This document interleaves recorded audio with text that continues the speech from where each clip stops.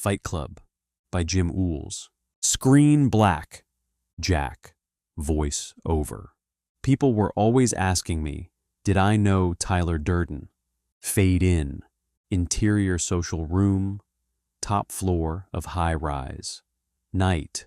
Tyler has the barrel of a handgun lodged in Jack's mouth. They struggle intensely. They are both around 30. Tyler is blonde, handsome, eyes burning with frightening intensity, and Jack, brunette, is appealing in a dry sort of way. They are both sweating and disheveled. Jack seems to be losing his will to fight. Tyler, we won't really die. We'll be immortal. Jack, voiceover, continue. With a gun barrel between your teeth, you speak only in vowels. Jack tongues the barrel to the side of his mouth. Jack, still distorted. Continue. You're thinking of vampires. Jack tries to get the gun.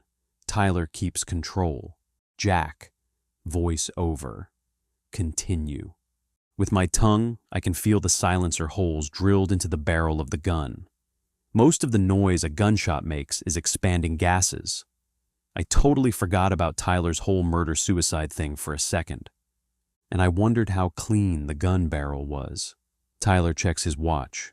Tyler, 3 minutes. Jack turns so that he can see down. 71 stories. Jack, over. The building we're standing won't be here in 3 minutes. More. Jack, voice over. Continue.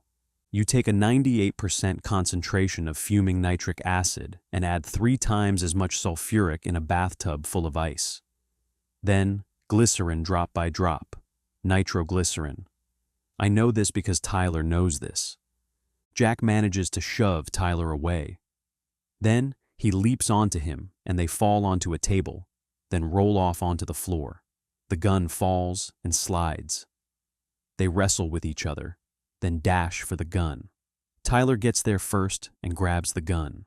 During the above, Jack, voice over, continue. The demolitions committee of Project Mayhem wrapped the foundation columns of this building with blasting gelatin. The primary charge will blow the base charge, and this spot Tyler and I are standing on will be a point in the sky. Tyler drags Jack back to the glass wall and forces him to look out at the city skyline. Tyler, this is our world now. 2 minutes. Jack, voiceover. 2 minutes to go, and I'm wondering how I got here. Move in on Jack's face. Slowly pull back from Jack's face. It's pressed against 2 large breasts that belong to Bob, a big moose of a man, around 35 years old. Jack is engulfed by Bob's arms in an embrace. Bob weeps openly. His shoulders inhale themselves up in a long draw, then drop, drop, drop in jerking sobs. Jack gives Bob some squeezes in return, but his face is stone. Jack, voice over, continue. Bob had bitch tits. Pull back to wide on. Interior high school gymnasium. Night. All the men are paired off, hugging each other, talking in emotional tones. Some pairs lean forward, heads pressed ear to ear, the way wrestlers stand, locked. Near the door, a temporary sign on a stand.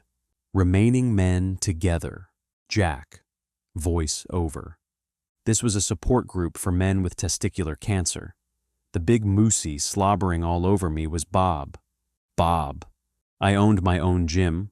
I did product endorsements. Jack. You were a 6-time champion. Jack. Voiceover. Continue.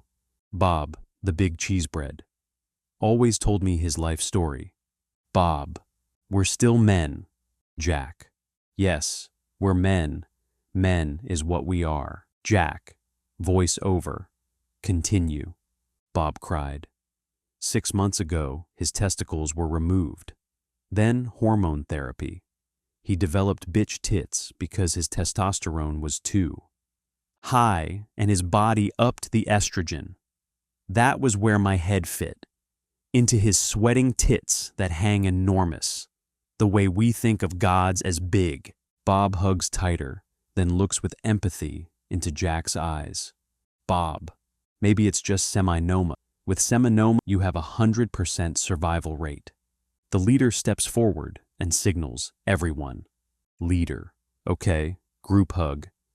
Everyone converges into a cluster with arms thrown around shoulders, making a big mass of sobbing, smiling goodwill. Jack. Voice over. No, wait, back up. Let me start earlier.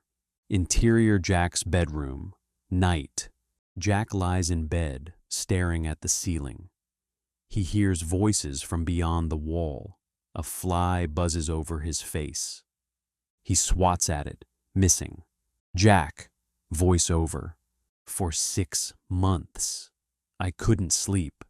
Interior doctor's office. Day.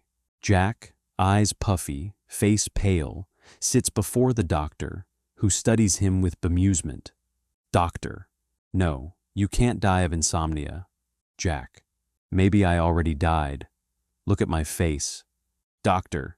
You need to lighten up. Jack. Can you give me something? Jack. Voiceover. Continue. Little red and blue, 2 in all, lipstick red secondal. Doctor. Overlapping with above. You need healthy, natural sleep. Chew valerian root and get more exercise. The doctor ushers Jack to the door. They step into the interior hallway, where the doctor starts moving away from Jack, picking up a chart on a door. Jack! I'm in pain. Doctor. Facetious. You want to see pain?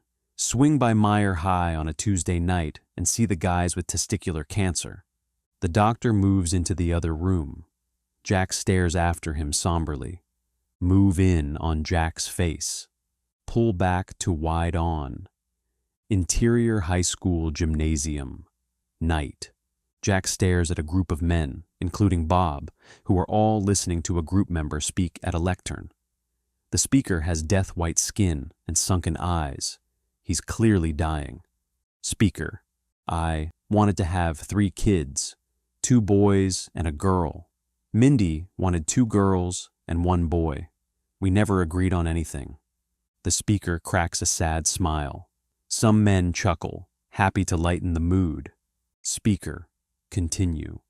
Well, she had her first girl a month ago with her new husband. Thank God, because she deserves. The speaker breaks down and weeps uncontrollably. Jack is riveted.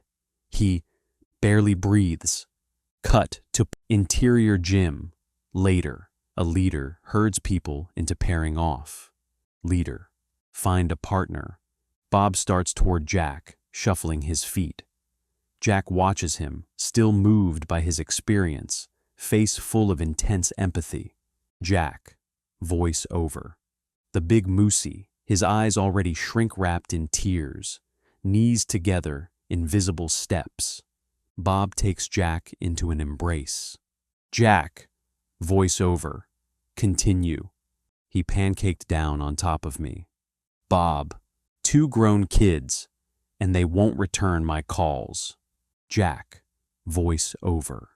Strangers with this kind of honesty make me go a big rubbery one. Jack's face is rapt and sincere. Bob stops talking and breaks into sobbing, putting his head down on Jack's shoulder and completely covering Jack's face. Jack. Voice over. Continue. Then I was lost in oblivion, dark and silent and complete. Jack's body begins to jerk in sobs. He tightens his arms around Bob. Jack. Voice over. Continue. This was freedom. Losing all hope was freedom. Jack pulls back from Bob.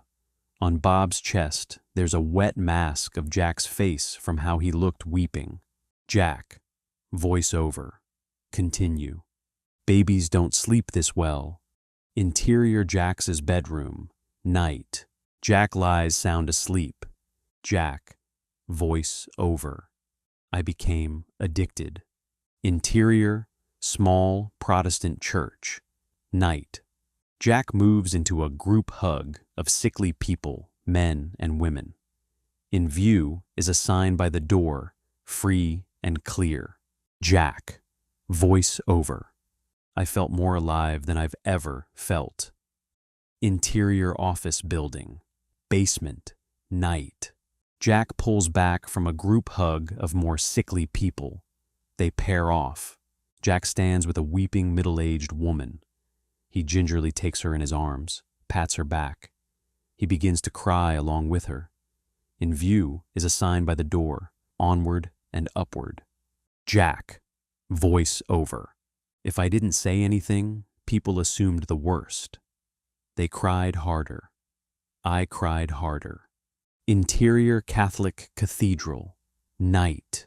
Jack is in an embrace with a young man. They are both weeping. Jack. Voice over. I wasn't really dying. I wasn't host to cancer or parasites. No, I was the warm little center that the life of this world crowded around. Interior Public Building Conference Room. Night. Everyone settles in their seats and a leader takes the microphone. Leader. Okay, everyone, close your eyes. Imagine your pain as a white ball of healing light. Go down your secret path to your cave and join up with your power animal. Exterior entrance of cave. Jack's imagination. Jack walks up to the entrance and out comes a penguin. The penguin looks at him, smiles. Penguin. Slide. Exterior street. Night. Jack walks out of a doorway, saying goodbye to people. He walks down the sidewalk, his face shining with peace. Jack. Voice over. Every evening I died, and every evening I was born, resurrected. Cut back to his interior high school gymnasium, resuming. Jack still hanging in an embrace with Bob. Jack. Voice over. Bob loved me because he thought my testicles were removed too. Being there, my face against his tits, getting ready to cry.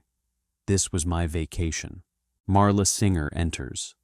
She has short matte black hair and big dark eyes like a character from Japanese animation. Marla. This is cancer, right? She raises a cigarette to her lips. The men gape at her, dumbfounded. Jack. Voy over. And she ruined everything. Interior high school gymnasium. Later. Cut to. Everyone paired off. Move through room and catch snippets of intimate, painful conversation. Find Jack's face as it stares over Bob's shoulder, eyes full of deep hostility. Jack. Voice over. Liar. Faker. Liar. Move through room, hearing more conversation.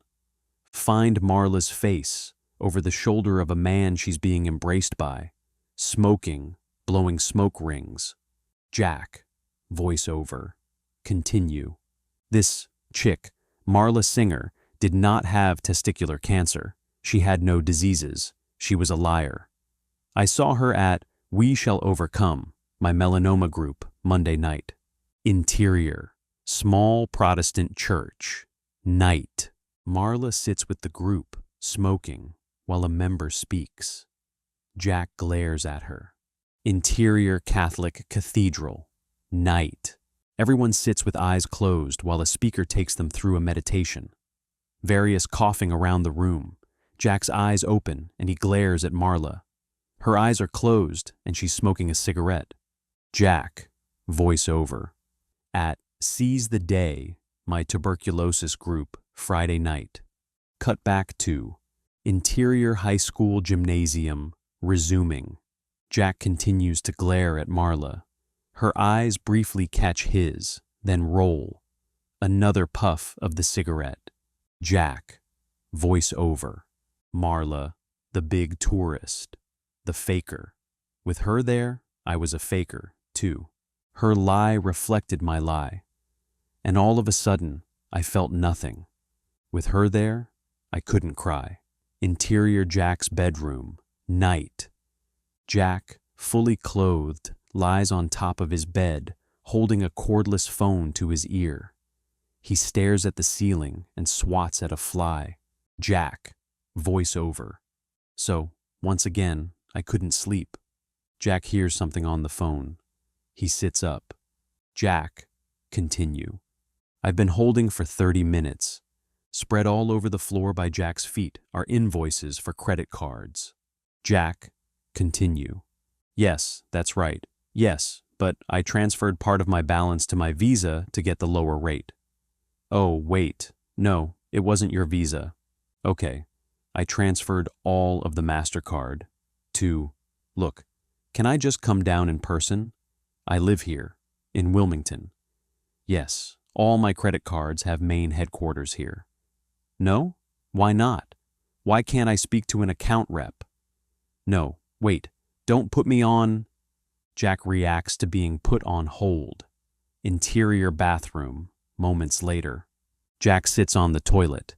He digs through a magazine rack. IKEA catalogs, Pottery Barn catalogs, and more of the kind. Jack opens an IKEA catalog and flips through it. Jack, voice over. I had become a slave to the IKEA nesting instinct. If I saw something like the clever Njurunda coffee tables in the shape of a lime green yin and an orange yang, move in on photo of the tables. Cut to interior Jack's living room. Night. Completely empty. Jack. Voice over. I had to have it. The Njurunda tables appear. Insert. Photo of sofas. Jack. Voice over. Continue. The Haparanda sofa group. Interior Jack's living room. Night. The sofa group appears. Jack. Voice over. With the orange slipcovers by Erika Pekari. The Johanneshof armchair in the Strina green stripe pattern.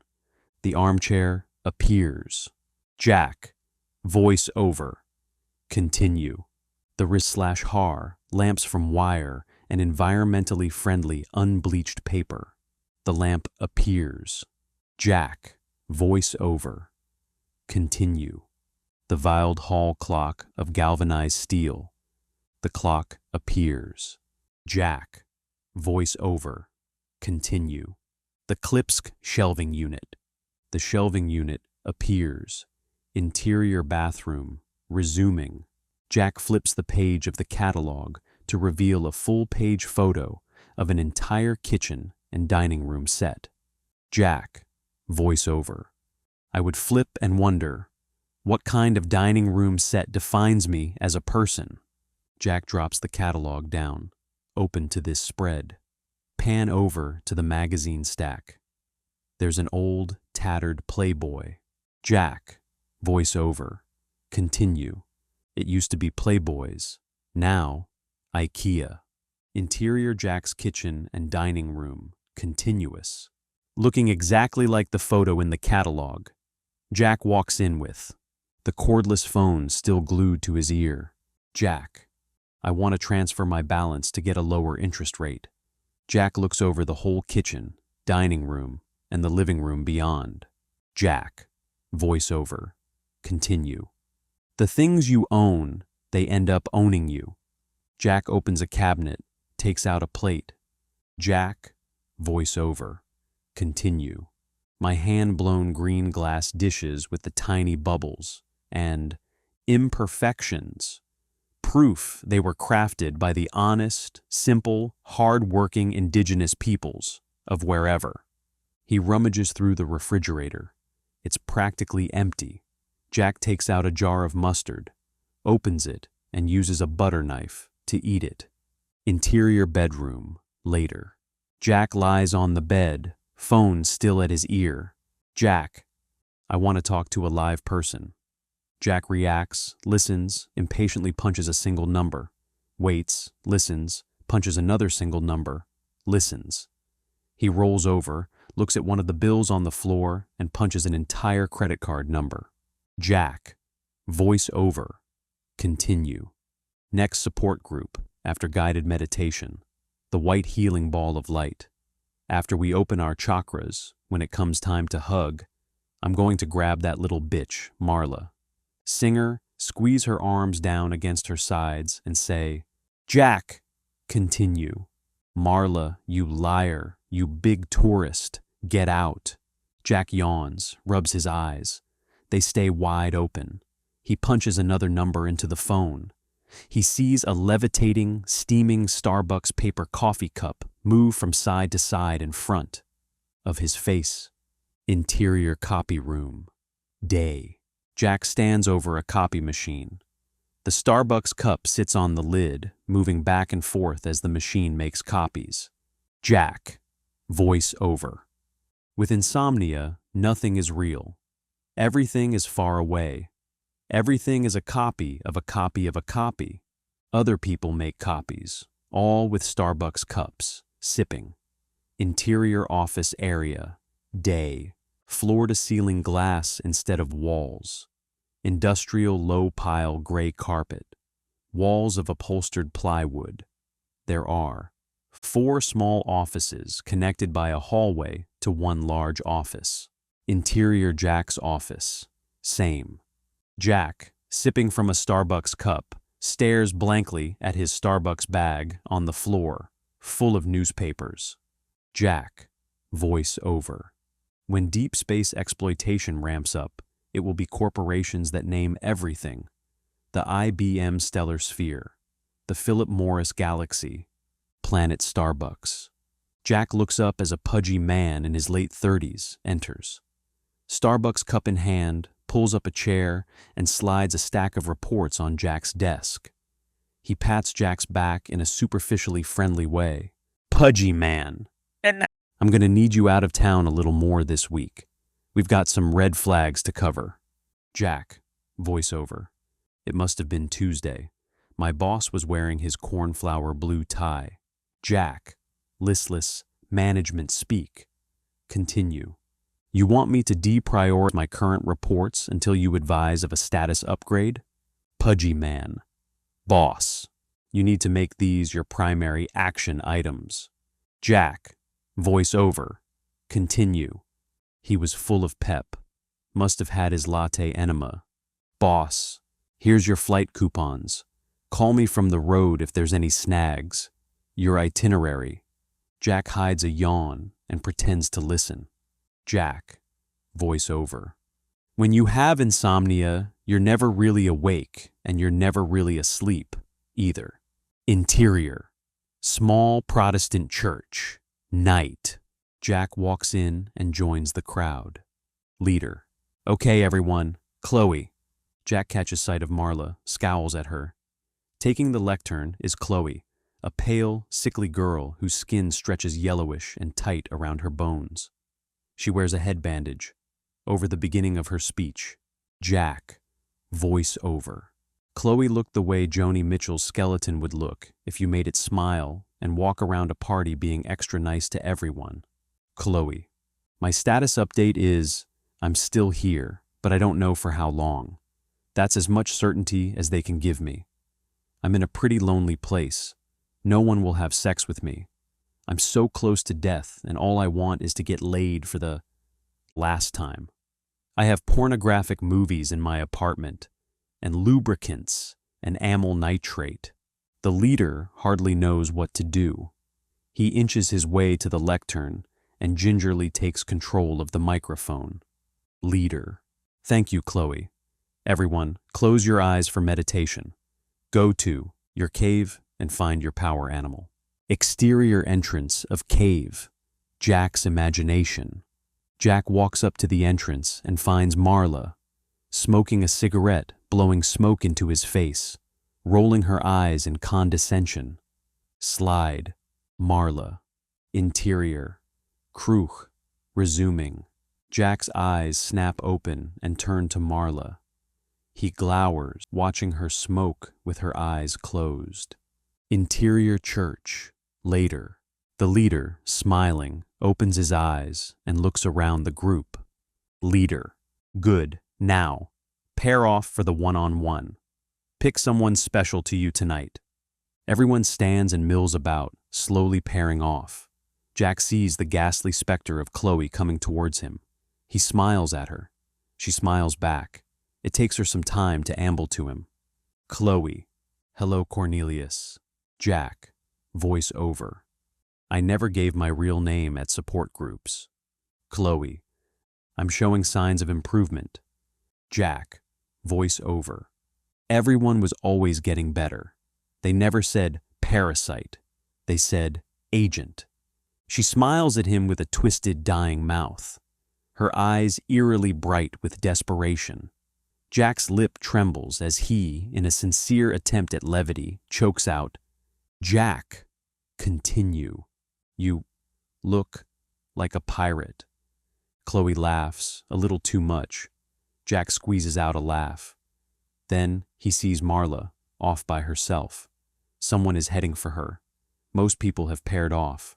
Jack gives a quick nod to Chloe and darts for Marla, grabbing her. Chloe watches in sad surprise.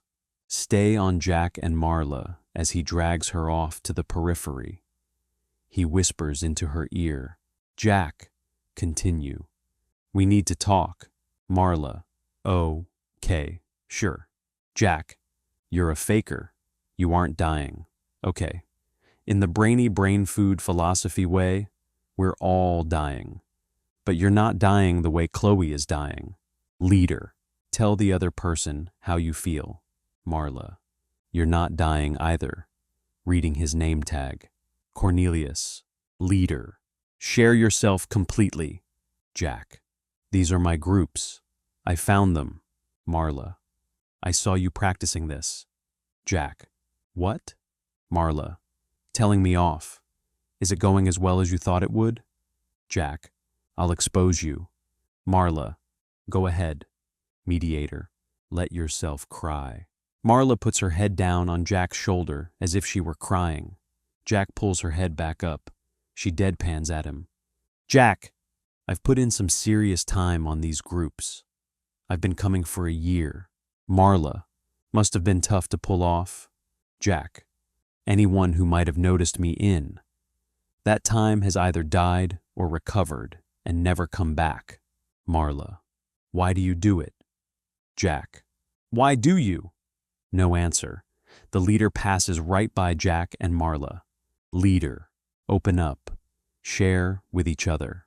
Jack, "If people think you're dying, they really listen instead of just waiting for their turn to speak. Everything else about credit card debts and sad radio songs and thinning hair goes out the window." Marla, "It started with a lump. I went to a breast cancer support group. The lump turned out benign. But I still needed my Monday fix. So I went to lymphoma just to check it out. Dying people are so alive." Jack, "It becomes an addiction." Marla, "Yeah." Jack almost smiles, then turns sullen. He pulls back from her. Leader, "Now the closing prayer." Jack, "Look, I can't go to a group with a faker present." Marla's mood hardens. Marla, "Well, I can't either." Leader, "Oh, bless us and hold us." Jack, "We'll split up the week." Marla starts out of the room. Jack follows her. Leader, "Help us and help us." Exterior church, night, continuous. Marla gets to the sidewalk, moving quickly along. Jack, "You can have lymphoma, tuberculosis, and..." Marla, "No, you take tuberculosis. My smoking doesn't go over well." Jack, "I think testicular cancer should be no contest." Marla, "You have your balls, don't you? Technically, I have more of a right to be there than you." Jack, "You're kidding." Marla, "I don't know, am I?" Jack follows Marla into interior laundromat, continuous, as she walks with authority up to an unwatched dryer. She takes out all the clothes, sets them on a table, and sorts through them, picking out jeans, pants, and shirts. Marla, "I'll take the parasites." Jack, "You can't have both parasites. You take blood parasites and..." Marla, "I want brain parasites." She opens another dryer and does the same thing again. Jack, "Okay, I'll take blood parasites and I'll take organic brain dementia and..." Marla, "I want that." Jack, "You can't have the whole brain." Marla, "So far, you have 4 and I have 2. Jack, "Well then, take blood parasites. Now, we each have 3. Marla gathers up all the chosen garments and heads back for the door. She whooshes past Jack. Exterior sidewalk, continuous. Jack follows, bewildered. "Jack, you left half your clothes." "Honk," Jack starts. Marla's led him into the street with traffic barreling down. She defiantly stomps in front of the cars, which screech to a halt and blare their horns. Jack dashes across. Marla heads into a thrift store.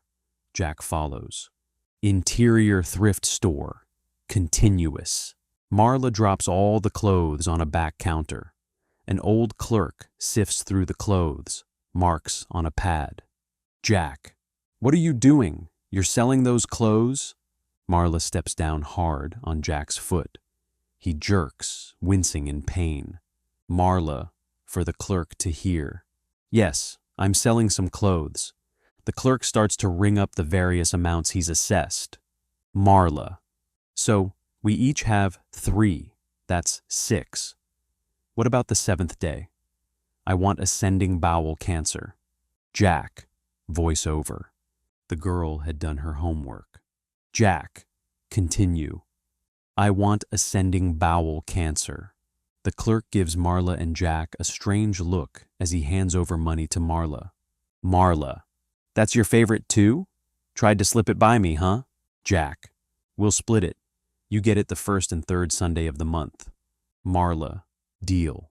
They shake hands. Jack starts to withdraw his. Marla holds it. Marla. Continue. "I guess this is goodbye." Jack. "Let's not make a big deal out of this." She walks toward the door. Jack watches her go. Marla, not looking back. "How's this for not making a big deal?" Exterior sidewalk. Continuous. Jack dashes out and catches up to her. Jack. "Marla, should we exchange phone numbers?" Marla. "Should we?" Jack. "In case we want to switch nights." Marla. Sure." He takes out a business card and a pen. He writes his home number on the back and hands it to her. She takes his pen, grabs his hand, and writes her number on his palm. She gives him a quick grin, slaps the pen back into his palm, then saunters out into the middle of the street, causing more screeching of tires and honking. She turns back, holding up the card. Marla. Continue. "It doesn't have your name on it." "Who are you? Cornelius? Any of the stupid names you give at group?" Jack starts to yell, but the traffic noise is too loud. Marla just shakes her head at him, turns, and keeps moving away. A bus moves into view and stops, obscuring her. Jack. Voice over. Marla's philosophy of life, I later found out, was that she could die at any moment. The tragedy of her life was that she didn't. Interior airplane cabin. Day. As the plane touches down for landing and the cabin bumps, Jack's eyes pop open. Jack. Voice over. You wake up at O'Hare. Interior airplane cabin. Day. Jack snaps awake again, looking around, disoriented. Jack. Voice over. You wake up at SeaTac. Exterior. Highway. Dusk. The rear end of a car is visible, sticking up by the side of the road. Jack stands near the car, marking on a document. The sun sets behind him. Interior airport. Night. Jack walks up to a gate counter. An attendant smiles at him. Attendant. Check-in for that flight doesn't begin for another 2 hours, sir. Jack looks at his watch, steps away, and looks at an overhanging clock. His eyes are bleary as he reads it. Adjusts his watch. Jack. Voice over. Pacific, Mountain, Central. You lose an hour, you gain an hour. This is your life, and it's ending 1 minute at a time. Interior airplane cabin. Day. Jack's eyes snap open as the plane lands. Jack. Voice over. You wake up at Air Harbor International. Interior airport walkway. Jack stands on a conveyor belt, briefcase at his feet, moving slowly with the flow of the belt. His tired eyes watch people on the opposite conveyor belt, moving past him. Jack, voice over. If you wake up at a different time and a different place, can you be a different person? Jack's eyes catch sight of Tyler, who we recognize from the opening sequence, on the opposite conveyor belt. They pass each other. Interior airplane cabin. In flight. Night. Jack sits next to a businessman. As they have idle conversation, we move in on Jack's fold-out tray. An attendant's hands set coffee down with a small packet of sugar and a small container of cream. Jack, voice over. The charm of traveling is, everywhere I go, tiny life. Single-serving sugar, single-serving cream, various containers. Jack, voice over, continue.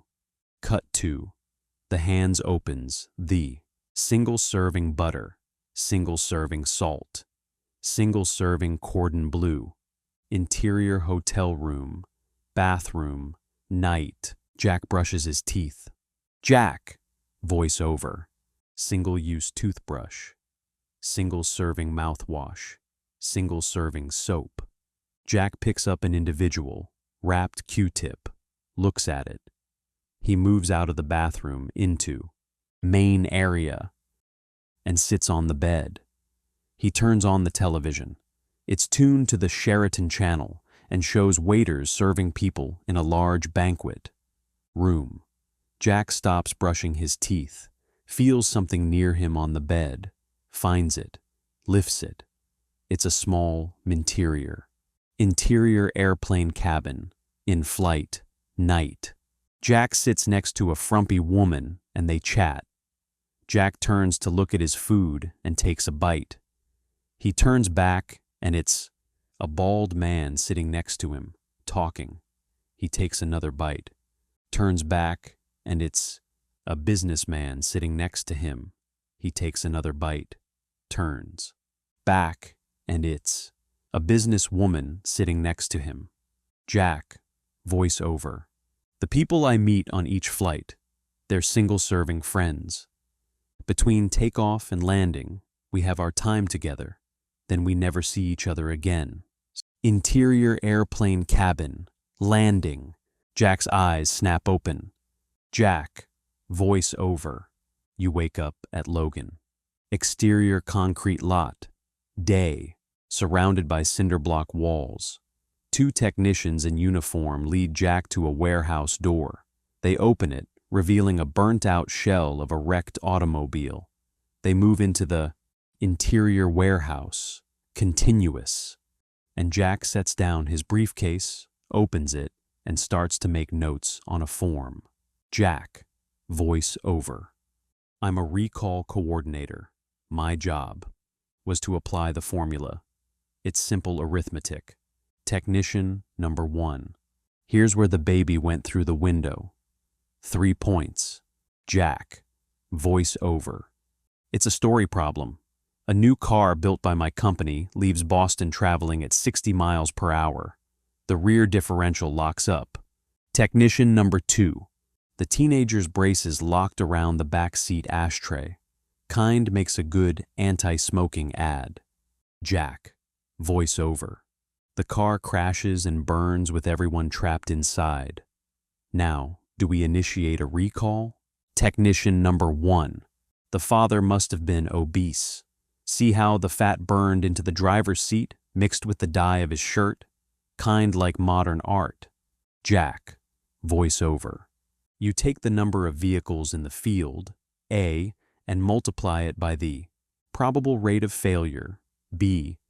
Multiply the result by the average out-of-court settlement, C. A times B times C equals X. If X is less than the cost of a recall, we don't do one. Interior airplane cabin, taking off, night. Next to Jack, a chubby, middle-aged lady gawks at him, appalled. Lady. Which car company do you work for? Jack. A major one. Oh, lady. Jack turns his attention to the window as the plane ascends. The lady's voice fades.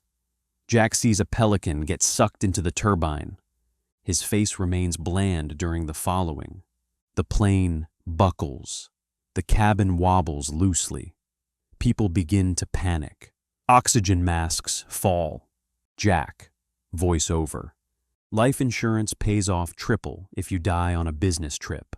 A forceful impact with the ground and people, except for Jack.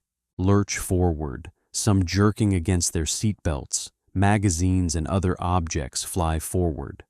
Jack, voiceover. Continue. No more expense accounts. Receipt required for over $25. A ball of fire swoops forward from the rear of the cabin and incinerates everything and everybody, except Jack, who remains in his same position in his seat with the bland expression. Jack, voiceover. Continue. No more haircuts. Nothing matters, not even bad breath. Ding! The seatbelt light goes out. Everything is normal.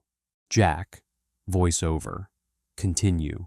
Always the same fantasy, but no such luck. Jack's eyes are closed. He seems asleep.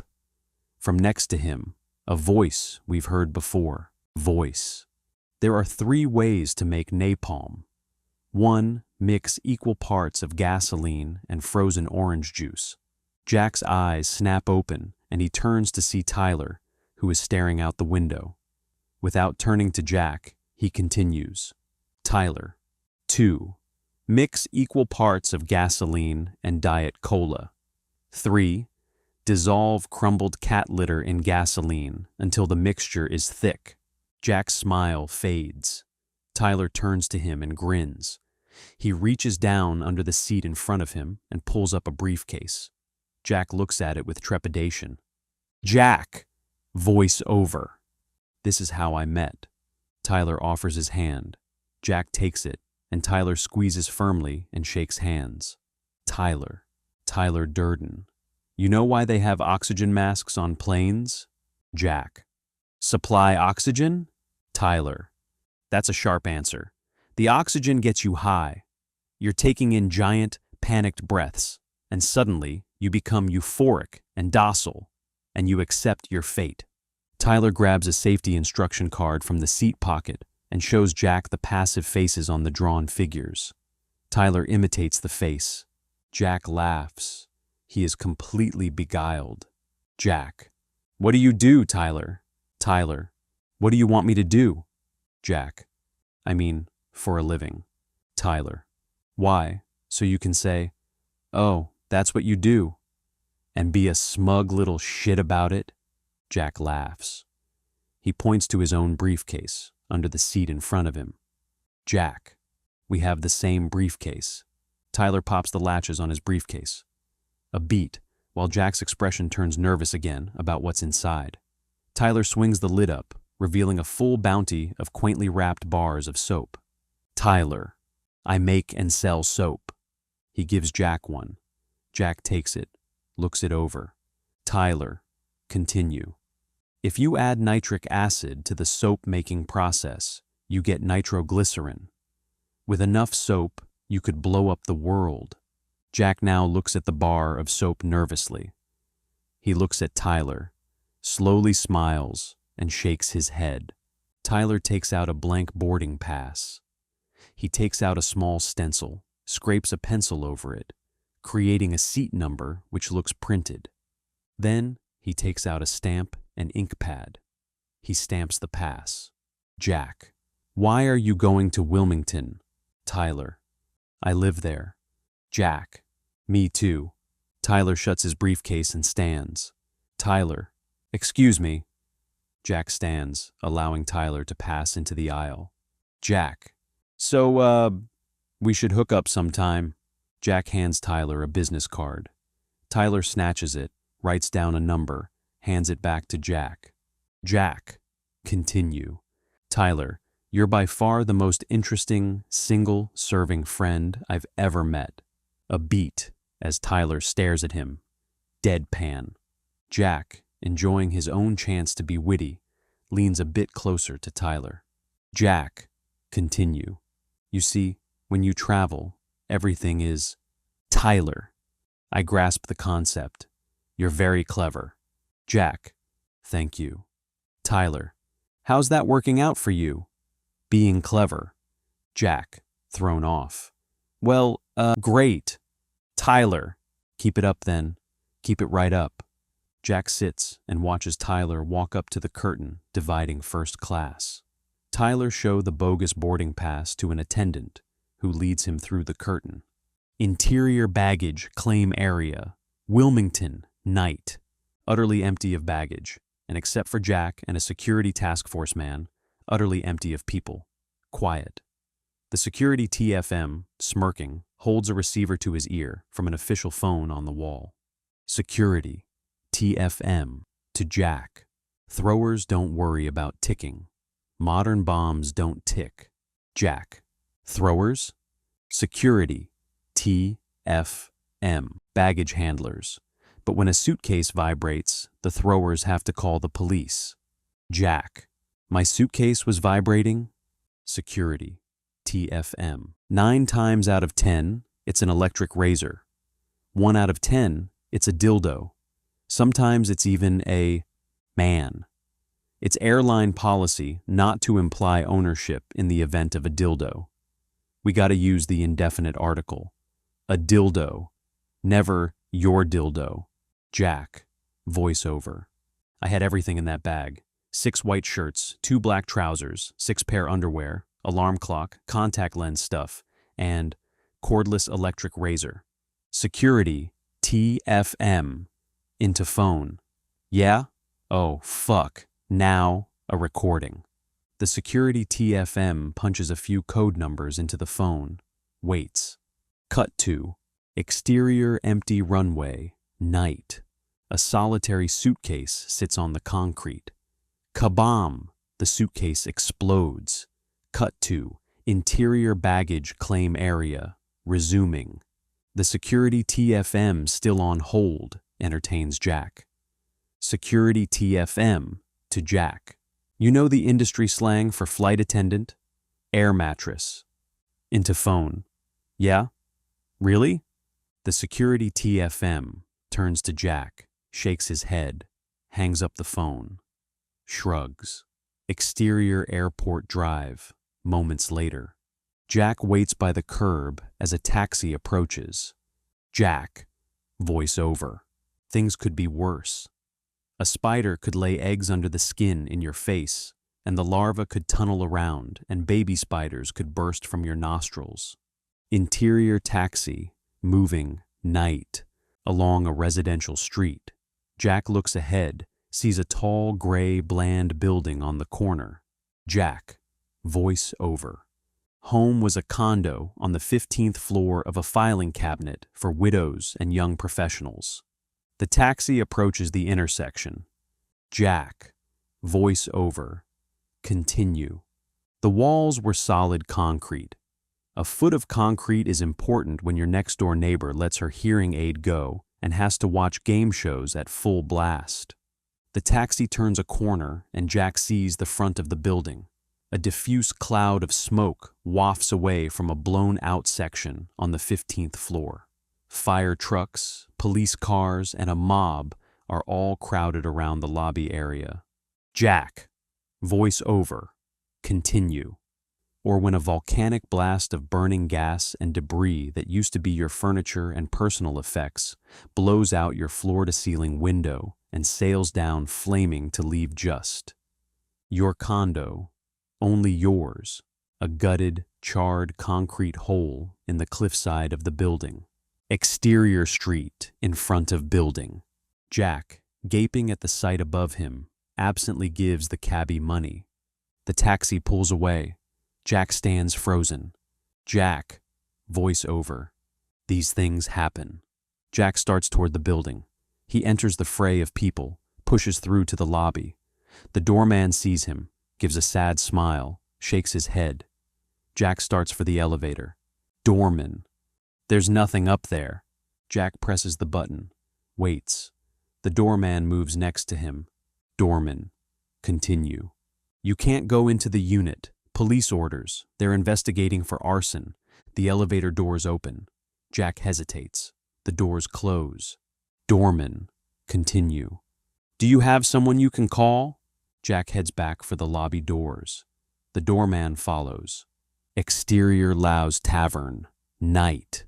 A small building sitting squarely in the middle of a large concrete parking lot. A few street lamps illuminate the lot. A freeway runs nearby. Interior Lou's Tavern. Same. Jack and Tyler sit at a table in the very back of the room. A half-empty pitcher of beer shows dried foam scum from the previous refill. 5 drunken guys at a table at the opposite side of the bar keep glancing over and chuckling in a potentially hostile manner. Tyler, you buy furniture. You tell yourself, this is the last sofa you'll ever need in your life. No matter what else goes wrong, you've got the sofa issue handled. Then the right set of dishes. Then the right bed, the drapes, the rug. This is how you're good to yourself. This is how you fill up your life. Jack, I guess so.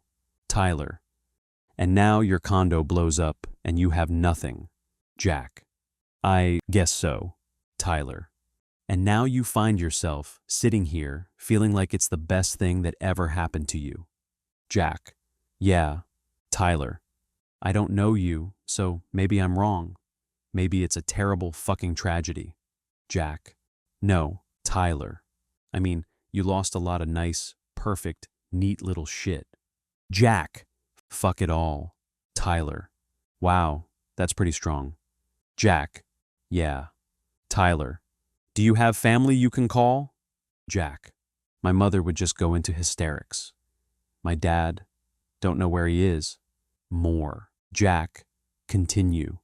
Only knew him for 6 years.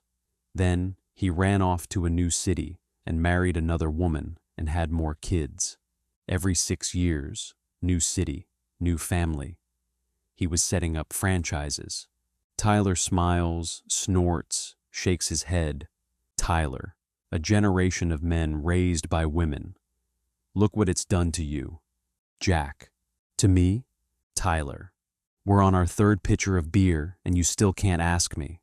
Jack, Tyler, why don't you cut the shit and ask me if you can stay at my place? Jack, well, Tyler, why don't you cut the shit and ask me if you can stay at my place? Jack, would that be a problem? Tyler, is it a problem for you to ask me? Jack, can I stay at your place? Tyler, yeah, thanks. Jack. Tyler, if you do me one favor. Jack, what's that? Tyler, I want you to hit me as hard as you can. Freeze picture. Jack, let me tell you a little bit about Tyler Durden. Extreme close-up, film frame, and we can see it's a penis. Interior projectionist room, theater, night. Jack, in the foreground, faces camera. In the background, Tyler sits at a bench, looking at individual frames that have been cut out of movies. Near him, the projector rolls a film. Jack. Tyler works some nights as a projectionist. A film doesn't come in one big reel. Tyler speaks to Jack normally, not to the camera. Tyler. In an old theater, 2 projectors are used. I have to change projectors at the exact second so the audience never sees the break when one reel starts and one reel runs out. You can see 2 dots on screen at the end of a reel. This is the warning. Jack. He splices single frames of genitalia from porno movies into family films. Tyler. 1/24th of a second. That's how long the penis flashes up there. Towering, slippery, red, and terrible, and no one knows they've seen it. Jack and Tyler watch the audience of parents and children as an animal adventure movie plays. Suddenly, children start becoming uncomfortable and squirming. Some start crying. Some throw up. Jack. Tyler also worked as a interior large banquet hall, night. Tyler moves the cart around one of many tables, ladling out soup. Jack stands in the same position, facing camera. Jack. Banquet waiter at the luxurious Pressman Hotel. The guests are dressed in resplendent clothes, reeking of wealth and privilege. They command the waiters with snaps of the finger. Complaints pop like gunshots. The stiff-necked catering manager contemptuously hawk-eyes the waiters. It's hellish. Interior service. Elevator. Night. Jack turns and we pan to Tyler, standing by a cart with a giant soup tureen and bowls. His hands are at his open fly, and he's in position to piss into the soup. Tyler. Don't watch. I can't if you watch me. Camera pans to original position as Jack continues, to camera. Jack. He was a guerrilla terrorist of the food service industry. Tyler. Off screen. Shit. I can't go. After a beat, the sound of water splashing the floor. Jack peeks and sees Tyler pouring out a water glass with one hand, the other hand at his crotch. Tyler. Continue. Oh yeah. Oh yeah. Jack turns back to camera. Jack. He farted on creme brulee. He sneezed on braised endive. And, with creme, of mushroom soup. Tyler. Off screen. Go ahead, say it. Jack. Well, you get the idea. Exterior parking lot of tavern, resuming. Tyler and Jack come out of the bar. Jack shakes his head. Jack. What? Tyler. Hit me as hard as you can. Tyler leads Jack into an open area, lit by a street lamp. Jack. I don't know about this, Tyler. Tyler. I don't know either. I want to find out. We're virgins. Neither one of us has ever been hit. Jack. You've never been in a fight? Tyler. I didn't say that. I said I've never been hit. Jack. That's good, isn't it? Tyler. Listen to me. Hit me. You're the only one I ever asked. Jack. Me? Jack stares at him. The 5 drunken guys, the same ones who stared at them earlier, have formed a distant perimeter, sensing a fight. Jack glances at them, then back at Tyler. Jack. Continue. I've never hit anyone in my life. Tyler. Go crazy. Let it rip. Jack. Where do you want it? In the face or the stomach? Tyler.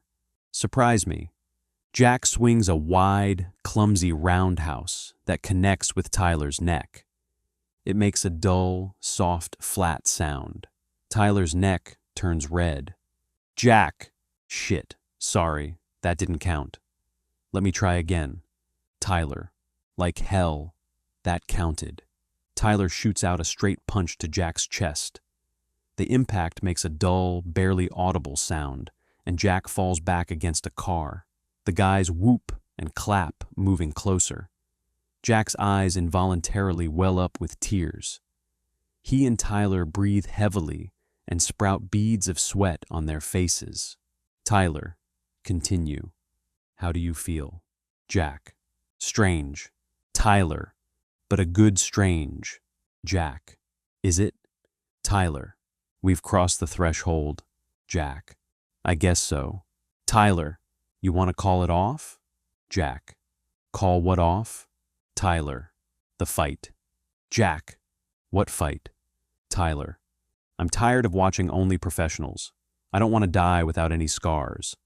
How much can you really know about yourself if you never go at it, one-on-one? Jack. Tyler. Tyler. Are you a pussy? Jack swings another roundhouse that slams right under Tyler's ear. The sound, soft and flat. Tyler punches Jack in the stomach. The guys move closer, cheering the fight. Tyler and Jack move clumsily, throwing punches. They breathe heavier, their eyes red and bright. They drool saliva and blood. They each hurt badly and become dizzier from every impact. Jack, voice over.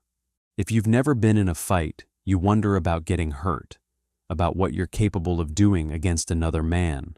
Tyler and Jack keep fighting. The guys mix laughter with their cheers, looking at each other in wondrous amusement. Exterior curbside. Later. Jack and Tyler sit on the curb, staring at the sparse headlights on the nearby freeway. Their eyes are glazed with endorphin-induced serenity. They look at each other, laugh, look away. Tyler, what were you fighting? Jack, my job. My boss, who fiddles with my DOS execute commands. Marla, my support groups. Everything that's broken and doesn't work in my life. What were you fighting? Tyler, my father. A pause as Jack studies Tyler's face. Jack, we should do this again sometime. Tyler cracks a smile, gives a sidelong glance to Jack, then returns his stare to the night sky. Exterior Paper Street, night. A street sign, Paper Street. An abandoned paper mill sits on one side and only one house on the other, the rest of the land being undeveloped grass and weeds. It's an old, grand 3-story gone to seed. It looks abandoned too. Interior Paper Street house, living room, same. Tyler leads Jack up a staircase to a second-floor landing, then opens the door to a room. Interior room, continuous. Jack steps into the room, sits down on the old bed. It creaks.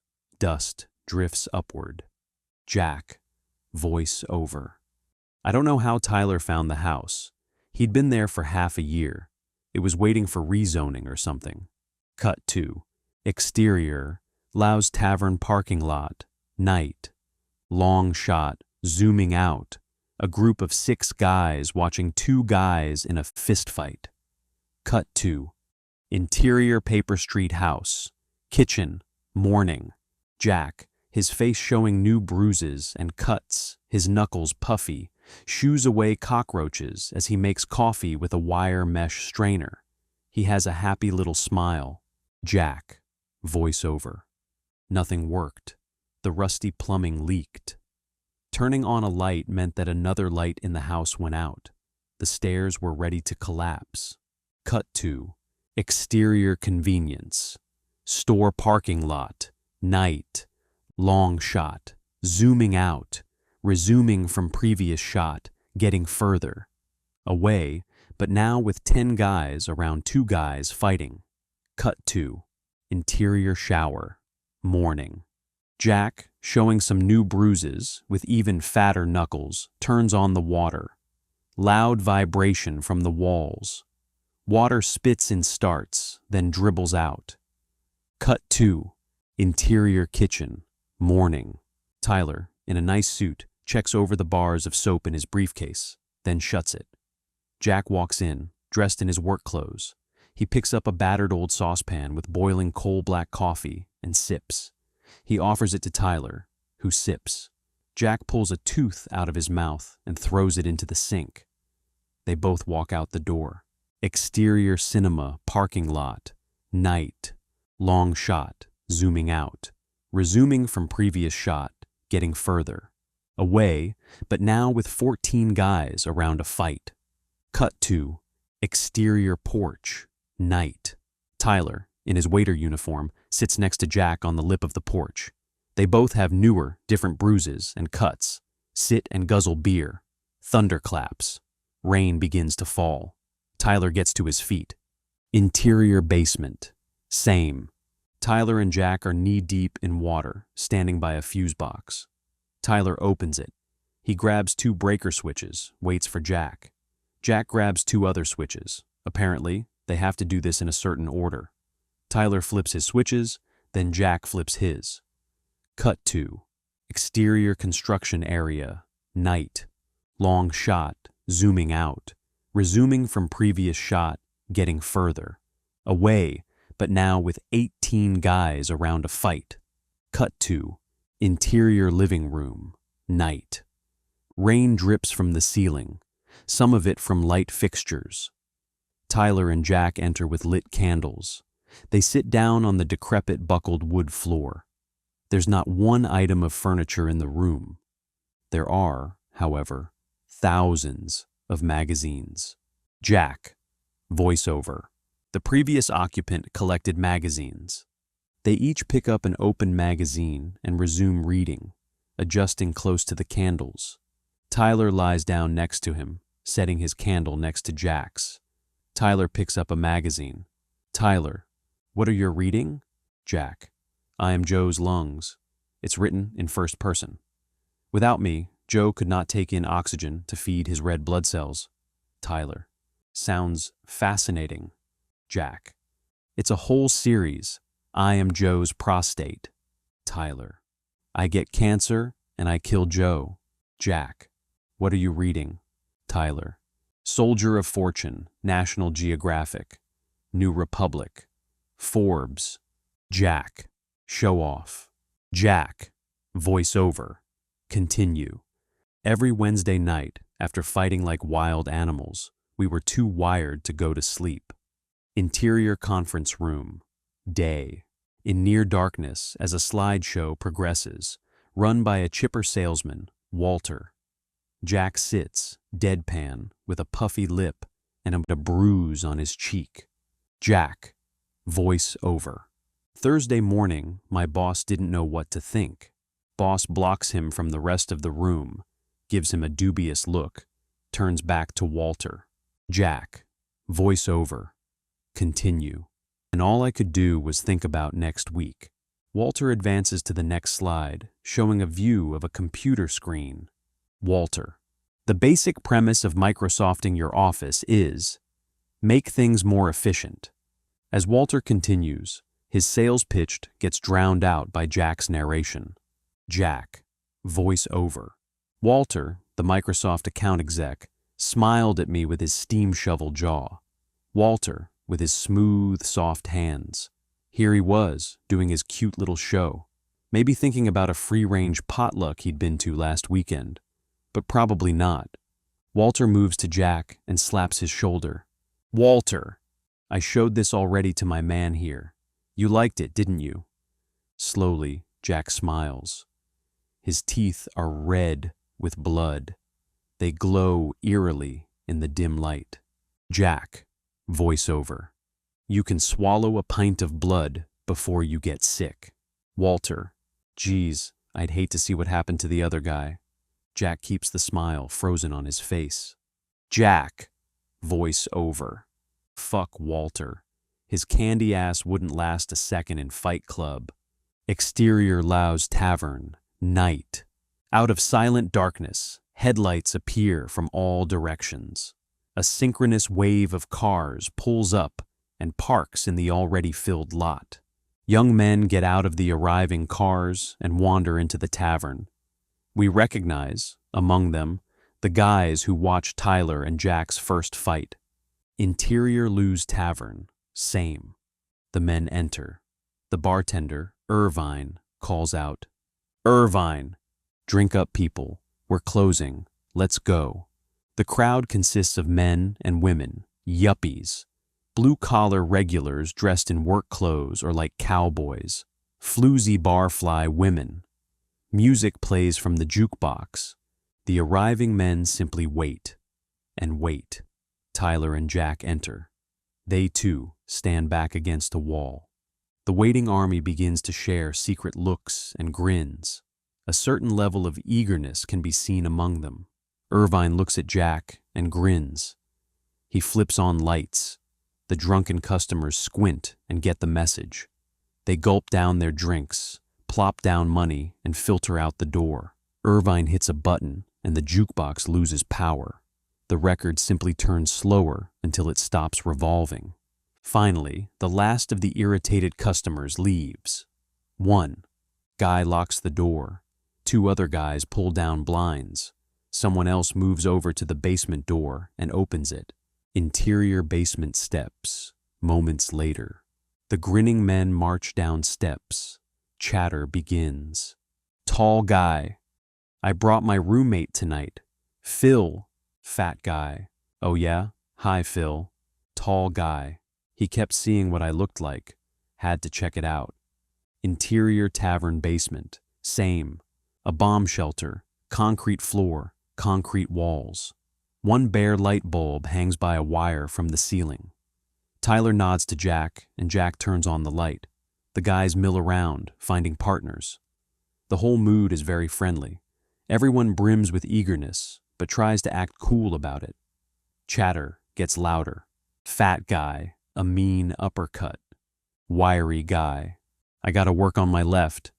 Short guy, he's got a left.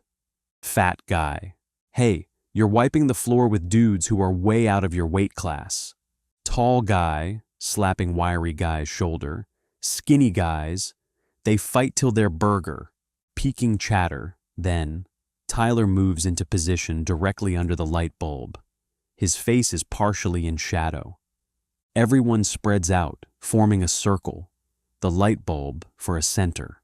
Tyler's will wipes through the room, and the chatter dies. A couple of coughs, feet shuffling. Then, silence.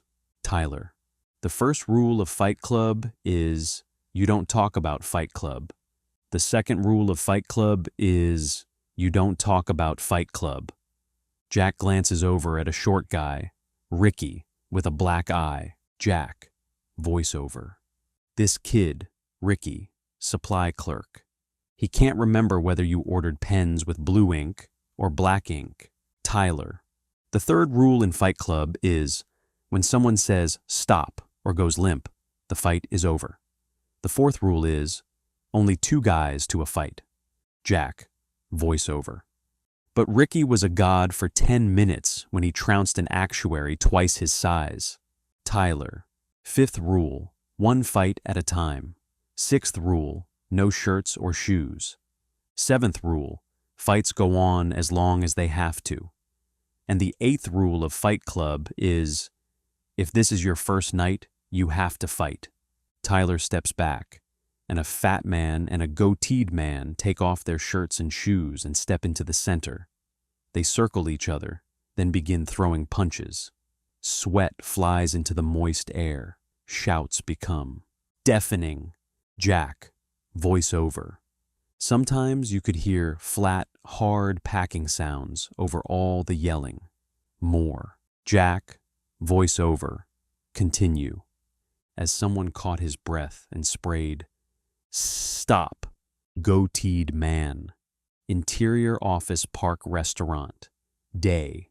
Jack, eating lunch, is served a refill soda by the broken-nosed waiter with a goatee, the man from the above fight.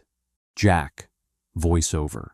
Even if I could tell someone they had a good fight, I wouldn't be talking to the same man. Who you were in Fight Club is not who you were in the rest of your world. You weren't alive anywhere like you were alive at Fight Club. But Fight Club only exists in the hours between. When Fight Club starts and when Fight Club ends. Interior Jack's office. Day. Boss, passing by the doorway, looks in at Jack with irritated wonder. Jack, playing solitaire on his computer, daubs blood from his mouth with a handkerchief. Boss. What are you getting yourself into every week? Jack flashes a smile at Boss. Boss shakes his head, walks away. Jack, voiceover. After a night in Fight Club, everything else in your life gets the volume turned down. You can deal with anything. All the people who used to have power over you have less and less. Reflexively, Jack's tongue plays with his teeth. Jack, voiceover. Continue. By this point, I could wiggle most of the teeth in my jaw. Interior bus. Day. Jack stands, holding a hand grip. An arrogant man in a three-piece suit brushes past him, knocking his shoulder. Jack, voiceover. We all started to size people up. Jack violently knocks the man's shoulder in return. The man turns and he and Jack face each other for a brief moment. Jack's face is stone. Jack, voiceover. Continue. I'd look at some asshole and know I could beat him. The arrogant man continues down the aisle. Jack notices a guy with smashed lip. The guy grins, giving a slight nod. Interior parking garage. Day. Flashback. Jack walks past the parking garage. He sees a valet who has facial bruises. Jack, voiceover. We were all doing it. The The valet and Jack share a quick smile. A BMW pulls up and honks at the bruised valet. The bruised valet has no reaction as a fat exec gets out of his car and tosses the keys. Jack watches the bruised valet size up the exec, then hop into the car and loudly peel out. Jack, voice over, continue. I would see them all the time, Fight Club members looking at other guys, knowing they could kick their asses. Interior tavern basement, night. Jack lands a couple of jabs to his opponent's stomach, then brings up a left uppercut that smashes the opponent's jaw. Tiny spatters of blood adorn the walls, along with sweat. Jack, voice over. Fight Club was not about winning or losing. It wasn't about words. The opponent recovers, throws a headlock on Jack. Jack snakes his arm into a counter headlock. They, wrestling like wild animals. The crowd cheers maniacally. Jack, voice over. Continue. The hysterical shouting was in tongues, like at a Pentecostal church. The onlookers kneel to stay with the fight, cheering ever louder. The opponent smashes Jack's head into the floor, over and over. Stop. Jack, continue. Everyone moves in as the opponent steps away. They lift Jack to his feet. On the floor is a blood mask of Jack's face, similar to his tear mask on Bob's shirt seen earlier. Tyler pushes through the crowd. Tyler. Cool. Exterior. Bar. Night. Everyone files out of the bar, sweating, bleeding, smiling. Jack. Voice over. Afterwards, we all felt saved. Exterior sidewalk. Night. Jack and Tyler walk through the pools of light cast by street lamps. They both drip blood and sport bruises. They each carry a 4x4 piece of wood. As they pass parked cars, they slam the sticks against the front bumpers, setting off the alarms and causing the AIR bags to inflate. They come to a bus stop that has a large display ad for jeans.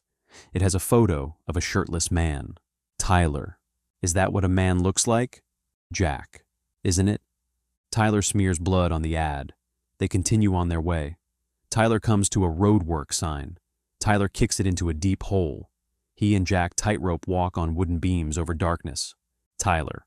Guys packing into the gyms, all trying to look like what Calvin Klein says. Fight Club isn't about looking good. As they step back onto solid pavement, Tyler kicks one of the beams, causing it to come loose and fall. The whole temporary work structure falls into the hole. Tyler and Jack continue walking. In the background, a car skids and fishtails, avoiding the hole. Sound of a siren getting closer. Tyler hands Jack the 4x4 and runs, laughing. Jack stands there a moment, then throws the stick and runs after Tyler. Jack, voice over. A guy comes to Fight Club for the first time, and his ass is a wad of cookie dough. After a few weeks, he looks carved out of wood. He trusts himself to handle anything. Exterior. Another street. Continuous. Jack and Tyler, panting, sweat mixing with blood, slow down and resume walking. Tyler pulls his fingers, popping them. His knuckles are swollen. He grins at the pain. Tyler. Self-improvement is masturbation. Self-destruction is the answer. Interior Paper Street house. Kitchen. Late afternoon. The phone rings.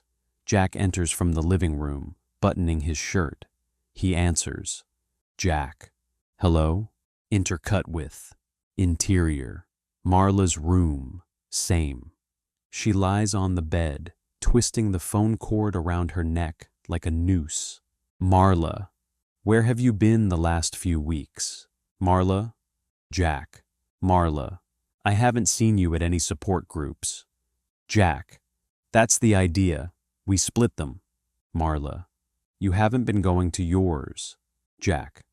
I found a new one. Marla. Really? Can I go to it? Jack.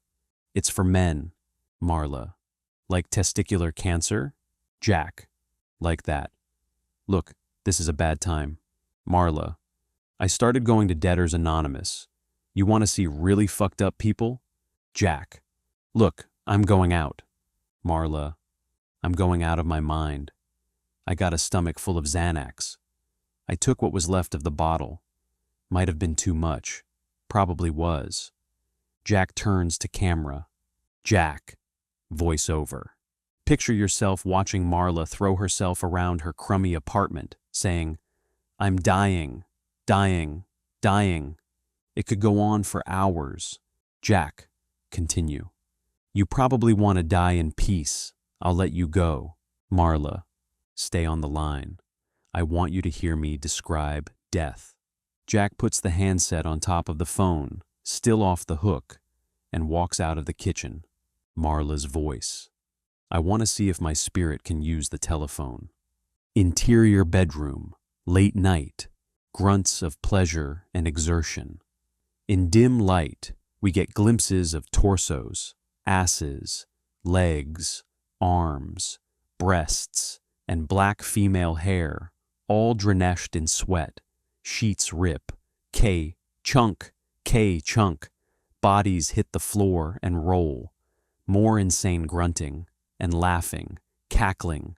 Flash of Marla's face. Then groans of ecstasy approaching climax.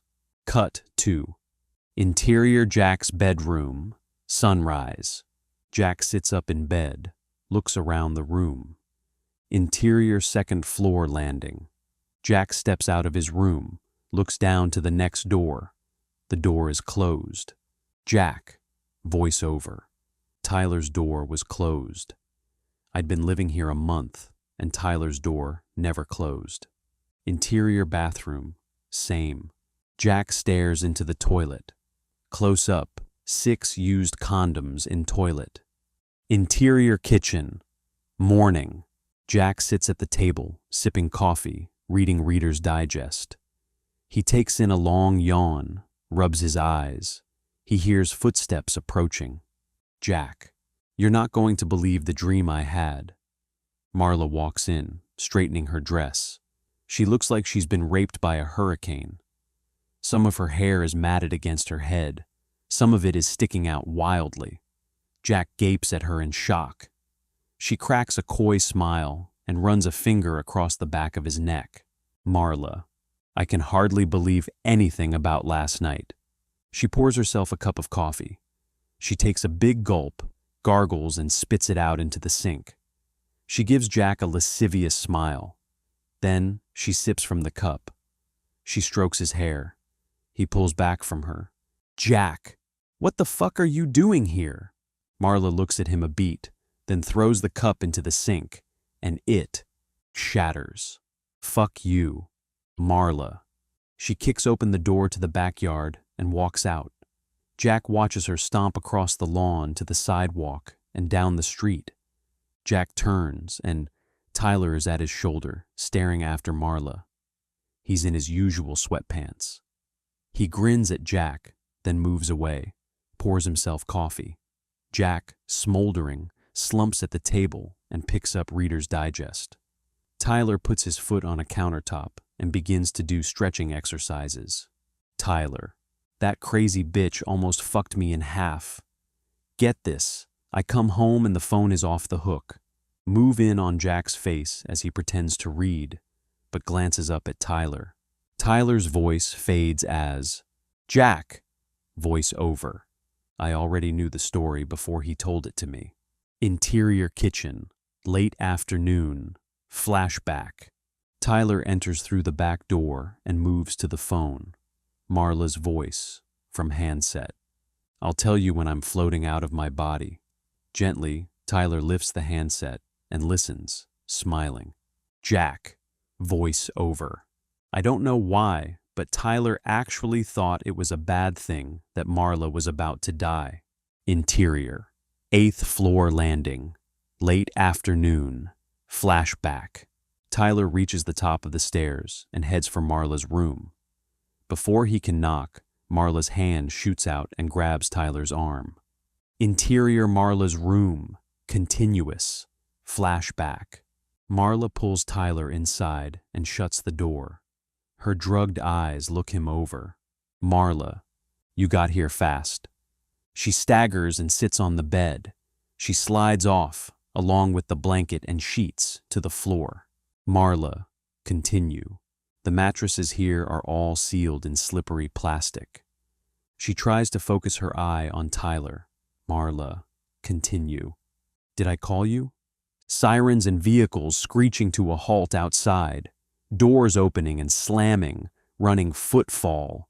Marla scowls and rams Tyler with her knee, knocking him off her. Marla, continue. You called the cops? Shit. She gets to her feet, grabs Tyler, hauls him to his feet, and pulls him out the door. Interior hallway. Flashback. Marla locks her door, then shoves Tyler toward the staircase. She and Tyler suddenly flatten against the wall as cops and paramedics charge by with oxygen. COP. Where's 8G, Marla? End of the hall. The rescuers keep running. Marla and Tyler start down the steps. Marla lingers a beat, hearing the cops bang on the door. She calls out to them, Marla, continue. The girl who lives there used to be a charming, lovely girl, but she has no faith in herself. Tyler yanks on Marla's arm. They continue down the steps, with Marla's speech getting louder. Marla, continue. And she's worried that, as she grows older, she'll have less options. She's turned into a monster. She's infectious human waste. Good luck trying to save her. Interior kitchen, night, flashback. Tyler makes coffee. Marla slouches against the refrigerator. Marla, if I fall asleep, I die. You have to keep me up all night. Tyler smiles. Jack, voiceover. He was able to handle it. Interior Tyler's room, dawn, flashback. Marla and Tyler in a wrecked bed. Tyler's eyes are closed. Marla kisses his ear. Marla, according to ancient Chinese custom, you're responsible for me forever because you saved my life. Interior kitchen, morning, resuming. Tyler gulps some coffee, shaking his head. Tyler, and she's spouting this crap she got from watching too much television. Jack, voice over. If only I hadn't gone to a movie. If only I went to her stupid room to watch her die. Tyler sits opposite him, studies his face. Tyler, you aren't doing her, are you? Jack, voice over. I am Joe's raging bile duct. Jack, continue. No, Tyler, I didn't think so. Jack, you didn't think so? Tyler, she's not your type. Jack, how would you know what my type is? Tyler, she's just a wild, twisted bitch. Jack, oh, and my pace is more librarians and den mothers. Tyler, kinky. Jack, voiceover. How could someone like Tyler get involved with someone like Marla Singer? It was impossible. Jack, continue. Marla doesn't need a lover. She needs a caseworker. Tyler, this is sport fucking. She's a hose bag. Jack, voice over. She invaded my support groups. Now she's invaded my home. My friendship. Like a cancer. Tyler, you're okay, aren't you? Jack, voiceover. I am Joe's clenching bowels. Jack, continue. Sure. Jack, voice over. Continue. Put a gun to my head and paint the wall with my brains. Jack, continue. It's fine, great. Tyler, now listen, you gotta understand something about me. I got a little rule. Don't ever talk to her about me. I can't stand that kind of shit. Tyler fixes Jack with a friendly but firm stare. Tyler, continue. If you ever mention me to her, or anyone else, I'll find out about it, and you'll never see me again. Jack, okay. Tyler, you promise? Jack, I promise. Tyler abruptly gets up and leaves the kitchen. Jack watches him go, smoldering. Interior living room, night. Jack sits watching television at high volume. Sounds of rough sex from upstairs. Cut 2. Interior Jack's bedroom. Night. Jack lies calmly in a zen state on his bed, staring at the ceiling. Sounds of thumps and crashes from beyond the wall, along with Tyler's and Marla's voices. Snarling, Marla's voice. "You slimy discharge." Jack. Voice over. I could have moved to another room, one on the 3rd floor, so I wouldn't have heard them, but I didn't. Interior bathroom. Night. Jack brushes his teeth. Jack. Voice over. I wrote little haiku things. Worker bees can leave, even drones can fly away. The queen is their slave. I became the calm little center of the world. I was the Zen master. Move in on. Keyhole. Jack's eye. Marla. Gasping in passion. I love you. I want to have your abortion. Interior basement. Night. Sound of rain pelting the house. Jack flips the fuses off, walks up the stairs. Jack. Voice over. A tiger can smile. A snake will say it loves you. Lies make us evil. Interior 2nd floor landing. Same. Jack walks up the steps. He hears Marla scream in orgasm. He reaches the landing. Tyler's door is slightly ajar. Jack can't help stopping. Jack's POV. Tyler's room. Marla's legs are sprawled on the bed. Her head is down over the far side, out of view. The door pushes open wider. Tyler, naked, stands close to camera. Tyler, what are you doing? Wide on landing. Jack steps back. Jack, I just going to bed. Tyler grins and nods toward bed. Tyler, you want to finish her off? Jack, nah. Jack continues toward his room. Interior. Jack's office. Day. Jack's clothes are permanently stained with blood. He sits in his Zen pose, typing. We see his haikus on the screen. Jack. Voice over. I fax them around to everyone. He hits send. Boss enters, reacts with exasperated irritation at the sight. Boss. Is that your blood? Jack. Some of it, yeah. Boss stares at Jack like he's from Mars. Boss. Take the rest of the day off. Come back tomorrow with clean clothes. And get yourself together. Interior hallway. Same. Jack, looking like a war casualty, walks past co-workers who coldly stare at him. His face is totally passive. Jack. Voice over. I got right in everyone's hostile little face. Yes, these are bruises from fighting. See? It's nothing to me. See how cool I am about it. That's right, I'm enlightened. Exterior paper street. Sunset. Jack walks toward the house. Jack. Voice over. You give up the condo life, give up all your worldly possessions and go live in a dilapidated house in the toxic waste part of town. Interior Tyler's kitchen. Sunset. Jack walks inside. Sound of violent sex from upstairs. Thuds and whams. Pieces of plaster fall from the ceiling in tufts of dust. Jack. Voice over. And you come home to this. Tyler's voice. Take that, butt wipe. Jack rolls his eyes, takes off his pants. He runs water in the sink. He takes a tiny bit of soap and begins to scrub the bloodstains. Phone rings. He answers. Jack. Hello, speaking. Intercut with Interior Police Station, Office. Detective Stern leans forward in his chair, consulting a file. Detective Stern. This is Detective Stern with the arson unit. We have some new information about your condo. The deadbolt on your front door was shattered. Someone sprayed Freon into the lock to freeze it. Then they tapped it with a cold chisel to shatter the cylinder. Jack. Voiceover. I am Joe's cold sweat. And in fact, cold sweat beads up on Jack's forehead. He scrubs his pants obsessively. Detective Stern. The dynamite had a residue of ammonium oxalate and potassium perchloride. This means we can assume it was homemade.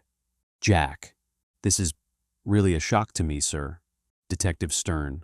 Whoever set the dynamite could have turned on the gas and blown out the pilot lights on the stove days before the explosion took place. The gas was just the trigger. Jack. Who do you think did it? Detective Stern. I'm asking the question, son. Jack. I loved my life. I loved that condo. I loved every stick of furniture. That was my whole life. Everything. The lamps, the chairs, the rugs were me. The dishes were me. The plants were me. The television was me. Jack. Voice over. Continue. I'd like to thank the Academy. Detective Stern. Do you know anyone who'd have the expertise and the motive to do something like this? Jack's eyes move upward, then back down. Jack. No. Detective Stern. Well, think about it. If any ideas come to you, give me a call. And, in the meantime, don't leave town. End intercut. Jack hangs up the phone, turns to see Tyler standing right next to him. Tyler puts a hand on Jack's shoulder, squeezes it affectionately. Jack turns away and continues to scrub, rebuffing Tyler. Tyler smiles compassionately at him. Marla's footsteps can be heard coming down the stairs. Jack's POV, as he really grinds the soap against the pants, splashes water all over the place. Jack's point of view. Pivots, widen on room. Marla enters. Tyler is gone. Jack looks around to the open back door, then back at Marla. She lights a cigarette. Jack. Voice over. Except for their humping, Tyler and Marla were never in the same room. The same disappearing act my parents pulled for years. One came in, and the other was gone. Marla moves very close to Jack and props a leg up on a stack of magazines near him. She's not wearing underwear. Jack becomes very aware of his having no pants on, so he pushes up against the counter. Marla lasciviously pulls the hemline further up her leg. Marla. I got this dress at a thrift store for $1. Jack. It was worth every penny. Marla. It's a bridesmaid's dress. Someone loved it intensely for one day, then tossed it. Like a Christmas tree. So special then, bam, it's on the side of the road with tinsel still clinging to it. She leans in very close to his ear and whispers hoarsely, Marla, continue. You can borrow it sometime, Jack. That's hysterical. Marla blows smoke into Jack's face. He grabs her cigarette, throws it into the water in the sink. She smiles saucily and leaves the room. Sound of her footsteps going upstairs. Tyler, off screen. Get rid of her. Jack turns and sees Tyler in the back doorway. Jack, you get rid of her. Tyler. And don't mention my name. You promised. Jack. Yes, I promise. Tyler. Promise? Jack. I said I promise. Tyler. That was 3 times you promised. Marla's footsteps can be heard coming down the staircase. Tyler. Continue. Tell her to go. Jack looks toward the archway, then back at... Tyler is gone. Marla glides into the kitchen with a pack of cigarettes. She daintily takes one out and lights it. Jack. Voice over. I'm 6 years old again, passing messages between my parents. Jack. Continue. I think you should go now. Marla begins to do a slow, exotic dance around the kitchen, sometimes moving very close to Jack, sometimes moving away. She lifts her dress dangerously high. Does she expose herself? Hard to tell. She dances very close to Jack's body, almost touching it. Jack, continue. What are you trying to do? Marla stops dancing and bursts into loud laughter. Marla, you're such a nutcase, I can't even begin to keep up. She touches Jack's hair. He slaps her hand away. Jack, just get out of here. Marla's face turns sour. As she stomps out the back door, Marla, I'm already so fucking gone that all you see is an after image. Jack watches her through the kitchen window. Tyler, off screen. Good job. As Jack turns, we widen to include Tyler, standing right behind Jack, beaming. Through the window, in the background, Marla can be seen quickly moving away on the sidewalk. Tyler puts his hand on Jack's shoulder. Tyler, continue. Let's get out of this place for a while. Take a walk. Exterior street, night. Tyler moves forward at a brisk pace. Jack keeps up with him. Tyler cuts across a paved road and into a wooded area. Jack follows. Exterior all-night convenience store. Moments later, Tyler, with Jack following, emerges from the trees and heads into the parking lot. A clerk ambles toward his car, taking off his uniform bow tie. Tyler suddenly pulls a handgun out of his belt and rams it against the clerk's head. Exterior wooded area, continuous. Tyler marches the clerk, the gun aimed at his head. Jack follows. Jack, what are you doing? Tyler, shut up. Jack, are you out of your fucking mind? Tyler, shut up. Tyler stops the clerk and pushes him down to a kneeling position. Tyler, continue. Give me your wallet. The clerk fumbles his wallet out of his pocket and Tyler snatches it. Tyler pulls out the driver's license. Tyler, continue. Raymond K. Hessel, 1320 Benning, Apartment A, a small, cramped basement apartment. Raymond, how'd you know? Tyler, they give basement apartments letters instead of numbers. Raymond, you're going to die. Raymond, please God, no. Jack, what are you doing? Tyler, to Jack, shut up. You have no idea of what. It is to hit bottom. I've been trying to get you there. I blew up your condo. Jack, the cops are on to you. Tyler, no, they think you did it. Tyler continues to Raymond. Tyler, continue. Your mom and dad will have to call old Dr. So-and-so to get your dental records because there won't be much of your face left. Raymond begins to weep, his shoulders heaving. Jack starts to gasp for air. Growing even paler, he slumps back against a tree. His mouth becomes dry. Tyler, continue. Is this a picture of mom and dad? Raymond, yes. Jack, look, if this is all about me. Tyler, you? Nothing is about you. Jack, I'm doing okay, aren't I? Tyler, you don't have your cute little condo or your fey furniture. You're living in squalor. Tyler continues to Raymond. Tyler, continue. An community college student ID card. What did you used to study? Raymond K. Hessel. Raymond, SS stuff. Tyler, stuff. Were the midterms hard? Tyler shoves the gun against Raymond's temple. Tyler, continue. I asked you what you studied. Raymond, biology, mostly. Tyler, why? Raymond, I don't know. Tyler, what did you want to be, Raymond K. Hessel? A long beat while Raymond weeps and says nothing. Tyler cocks the gun. Jack jerks back, wincing, sweating. Jack, Tyler, I'm busy. Tyler continues to Raymond. Tyler, continue. The question, Raymond, was, what did you want to be? Tyler begins to squeeze the trigger. Jack, croaking with dry mouth. Answer him. Raymond, a veterinarian. Tyler, animals. Raymond, yeah, animals and cis. Tyler, stuff. That means you have to get more schooling. Raymond, too much school. Tyler, would you rather be dead? Tyler shoves Raymond's wallet back into his pocket. Tyler, continue. I'm keeping your license. I know where you live. I'm going to check on you. If you aren't back in school on your way to being a veterinarian, you will be dead. Now get the hell out of here." Raymond staggers into the darkness. Tyler watches.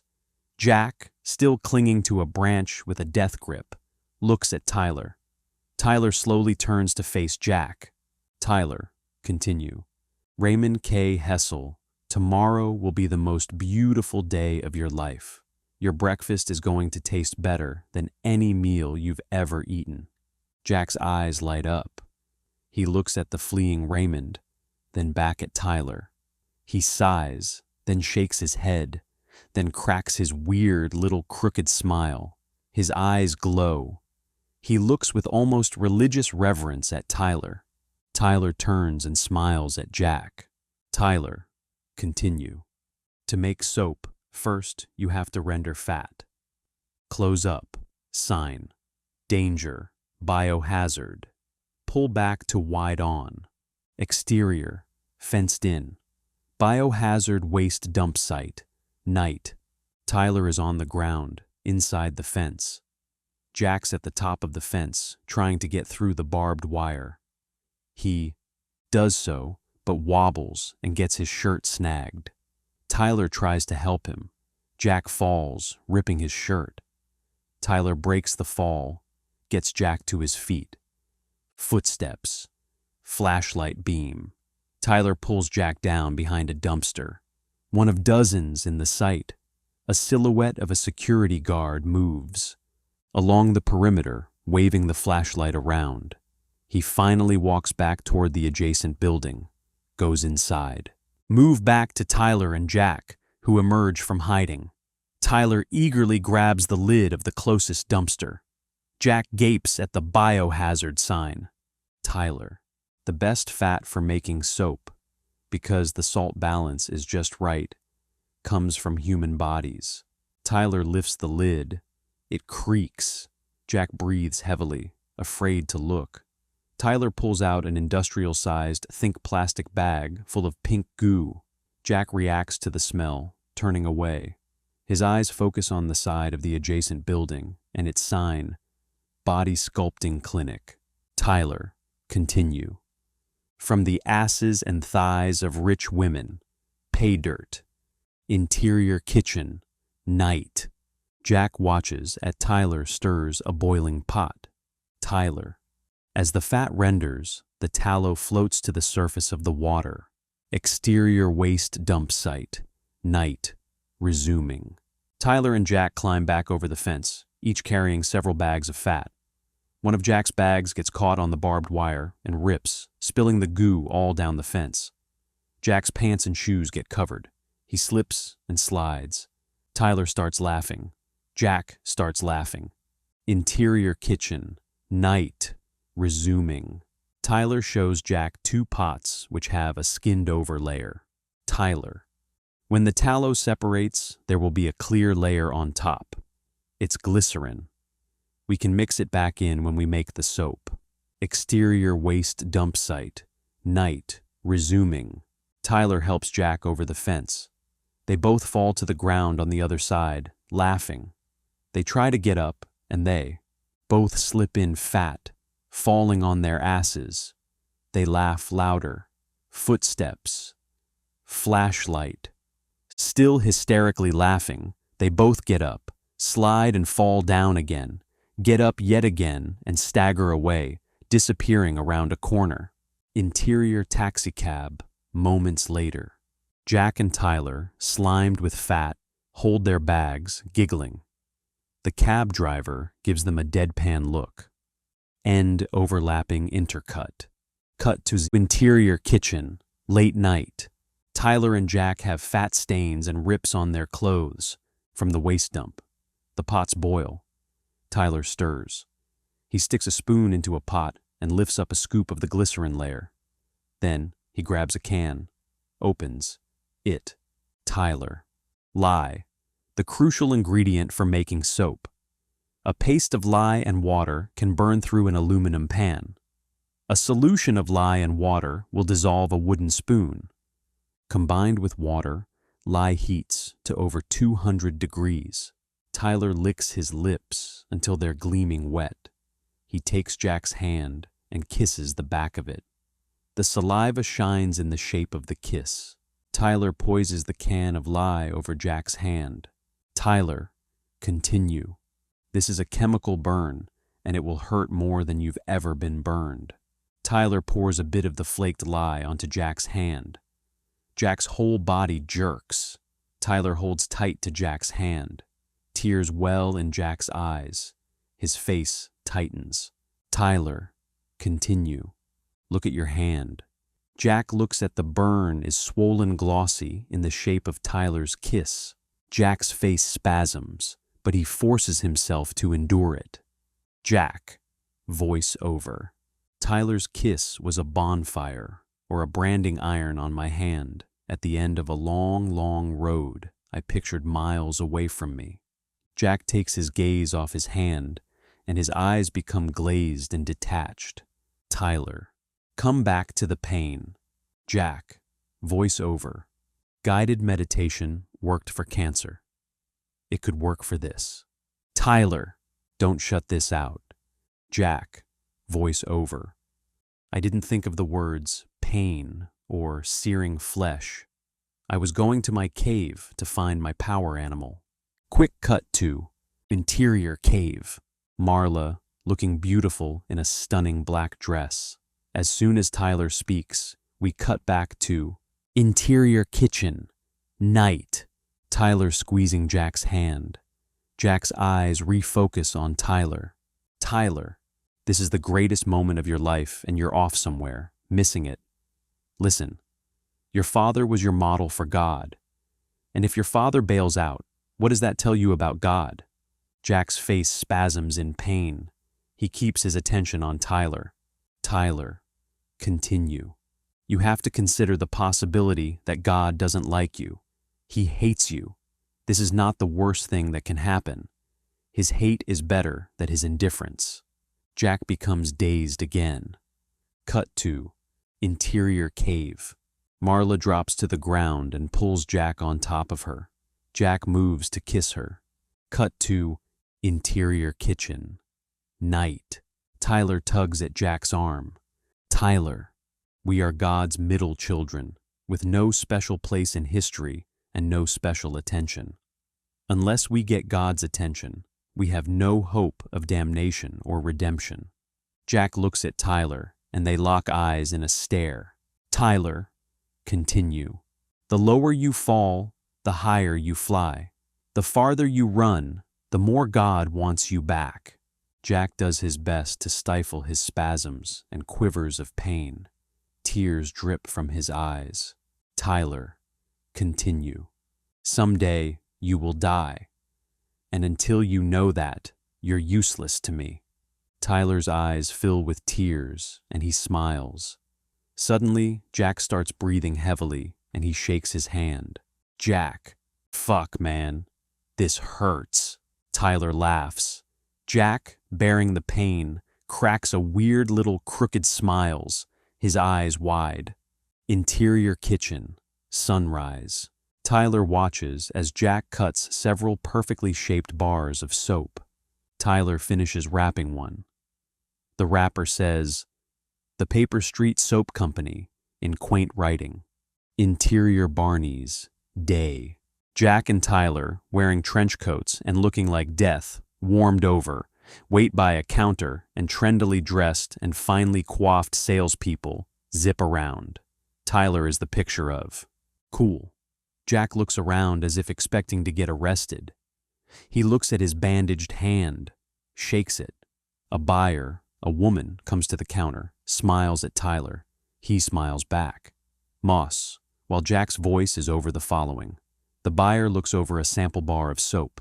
She nods, smiles, and begins to fill out forms. Jack, voice over. Tyler sold it to the stores at $20 a bar. God knows what they charged. We were selling rich women their own fat back to them. Exterior street. Night.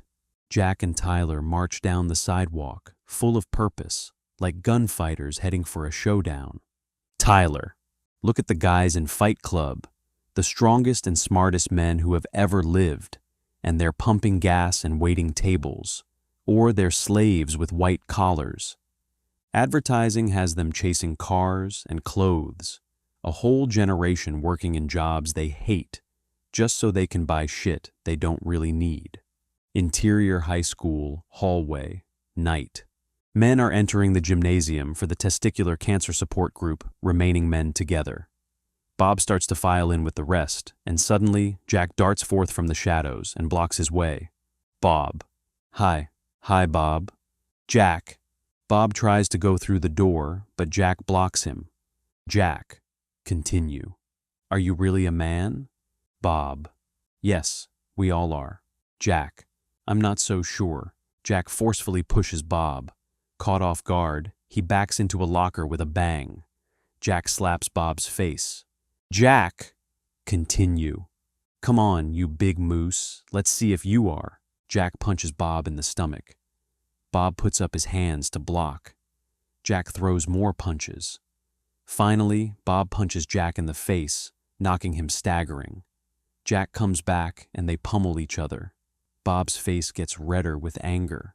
Then Jack steps back, holding out his hands to signal, stop. Jack. Continue. Let's take this somewhere else. Interior basement. Electronics warehouse. Night. The crowd screams insanely as Bob and Jack go at it in the circle of light. Bob's eyes are wild with glee. Exterior basement door. Electronics warehouse. Later. Everyone quietly sneaks out of the new location. We've seen none of these guys before. This is a new chapter. Jack and Bob stagger out last. They are both dripping blood and covered with bruises, Jack being in worse shape, and they both grin with religious serenity. Bob hugs Jack. Bob. Thank you. Thank you. Bob relaxes the hug, and Jack drops to the ground like a sack, enervated from the beating he took. Jack. You're welcome. Jack. Voiceover. Continue. Fight Club. This was mine and Tyler's gift.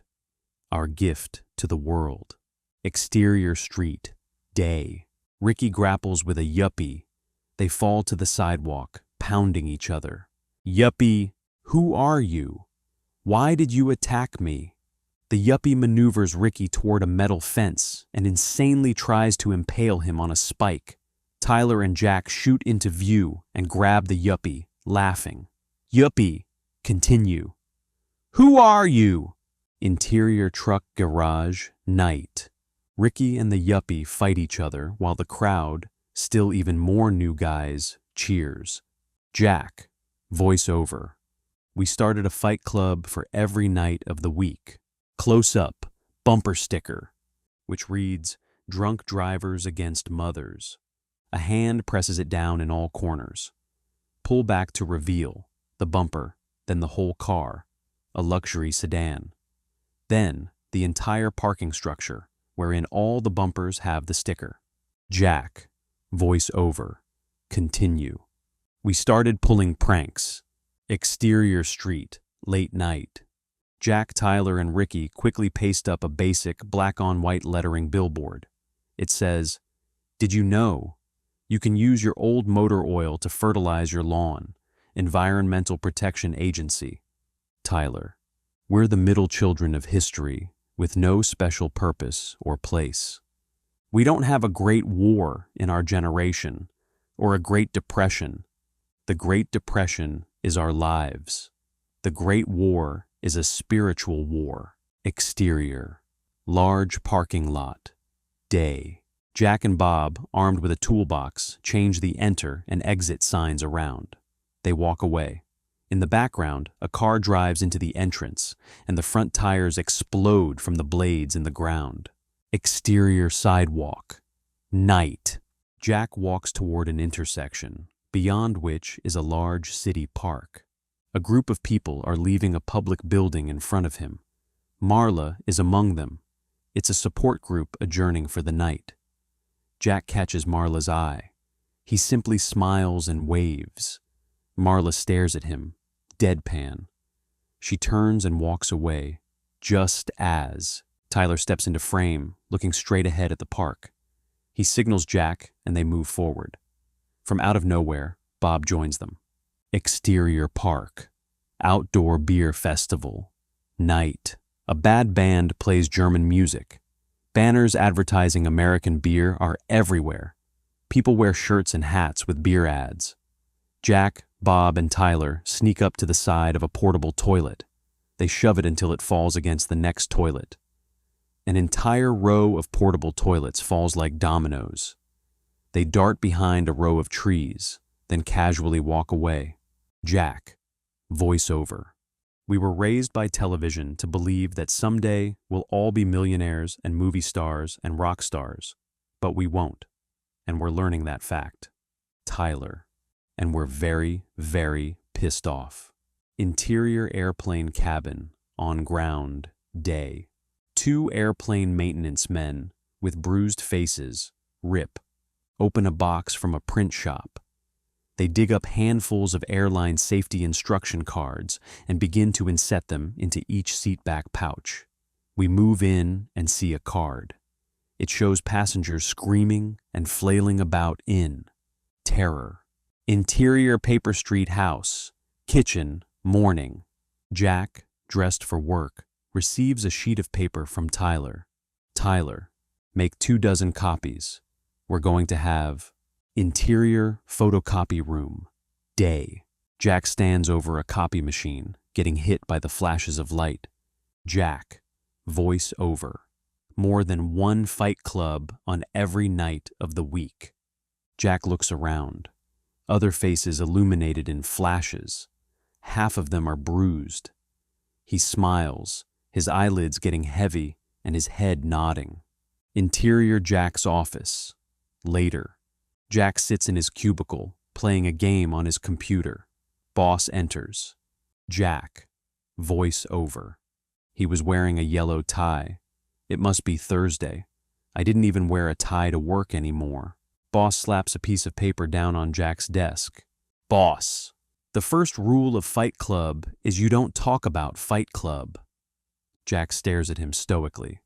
Jack. Voice over. I was still half asleep all the time. I left the original in the copy machine. Boss. Is this yours? The second rule of Fight Club is you don't talk about Fight Club. Is it yours or not? You don't get paid to abuse the copy machine. Jack. Abuse the copy machine. What an image. Boss. Let's play pretend. You're me. You find this. What would you do? Make a managerial decision. What would you do? Jack slowly rises, walks softly to his office door, shuts it, and faces the boss. Jack. I'd be very careful who I talk to about this. It sounds like someone dangerous wrote this, and this buttoned-down psychotic could probably snap at any moment and stalk from office to office with an Armalite AR-180 carbine gas-operated semi-automatic. He's probably at home every night with a little rat tail file, filing across into the tip of every one of his bullets. This way, when he pumps around into someone, it will split along the filed grooves and spread open the way a dum-dum flowers inside you to blow a load of guts out through someone's spine. This is probably somebody you've known for years. Boss stares at him with a tinge of outrage, a tinge of fear. Jack. Voice over. Continue. Tyler's words. Me clowning around. And I used to be such a nice person. Jack's phone rings. Jack answers. Jack, continue. Compliance and liability. Marla's voice. My tit's going to rot off. Jack, to boss. Big smile. Could you excuse me? I need to take this call. Boss goes to the office door, opens it, stares at Jack a beat, then leaves. Jack. Into phone. What are you talking about? Intercut with close-up of Marla. In dim light, her face very pretty with makeup. Marla. I need you to check and see if there's a lump on my breast. I can't afford to blow the cash on a doctor just to find out. Jack. I don't know. Marla. You're the only one I can turn to. Jack. Voice over. She didn't call Tyler. I'm neutral in her book. Marla. Meet me at work. Exterior mortuary. Late afternoon. Jack goes through the front door. Interior mortuary. Same. Jack walks into the dim, dramatically lit foyer. He sees Marla at a desk. She does not see him. She's wearing a black formal dress, like a gorgeous angel of death. A very fat male customer holds an urn the size of an egg cup. Marla studies the urn and the customer's body with a dreary expression. Marla. Sir, you couldn't get the ashes of your neck in here. The customer turns and stomps out the door. Jack steps forward to the desk. Jack. Employee of the month? Marla looks up at him and smiles. Exterior. Marla's hotel. Sunset. Jack watches as Marla takes 2 boxes from a van with sign Meals on Wheels. Interior Marla's room, moments later. Marla leads Jack inside. Jack. You know, this is a sweet side of you. Marla. Think so? Jack. Picking these up for... Reads off boxes. Mrs. Hanover and Mrs. Raines. Where are they? Top floor? Marla. They're dead. I'm alive, and I'm in poverty. You want any of this? Jack. No, thanks. Marla. Good. He stares at her while she wolfs down food. Marla takes a napkin and wipes her mouth. Marla. Continue. This napkin is 100% recycled. So is my toilet paper. Can you imagine? The worst job in the world. Recycling toilet paper. Interior Marla's room. Night. Marla stands in front of a mirror with her shirt open. Jack stands behind her with his hand on the bottom side of her breast. Her hand guides his. Jack. Where? Here? Marla. Here. There. Here. Here. Jack Marla. Jack Marla. Feel anything? Jack. Number. Jack's head is behind Marla's. His eyes close. Both of them speak more slowly, softer. Marla. Make sure. Jack. Okay. Okay. I'm sure. Marla. You feel nothing? Jack. Nothing. He almost kisses her neck. Marla turns around, faces him, and begins to slowly button up her shirt. Marla. Whew, that's a relief. Thanks. Jack. No problem. Marla. I wish I could return the favor. Jack touches his breasts, shakes his head. Jack.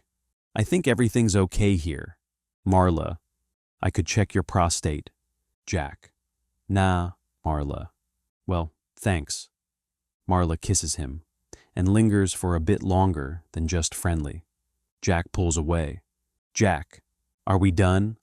Jack. Continue. I gotta go. Marla's voice turns acid. Marla. Yeah, we're done. Get the fuck out of here. Jack goes to her door, opens it, looks back at her. Jack. I'm sorry. Marla. Go, asshole. Exterior street, moments later. Jack walks down the sidewalk. He glances back up at Marla's window as he crosses the street. He sees her. She moves away from the window and Jack's bumped, very lightly, by a passerby. It's Tyler. Tyler. What are you doing? Jack. I was coming back from a thing. Tyler throws an arm around Jack and leads him down the sidewalk. Tyler. We need to talk. Interior boss's office.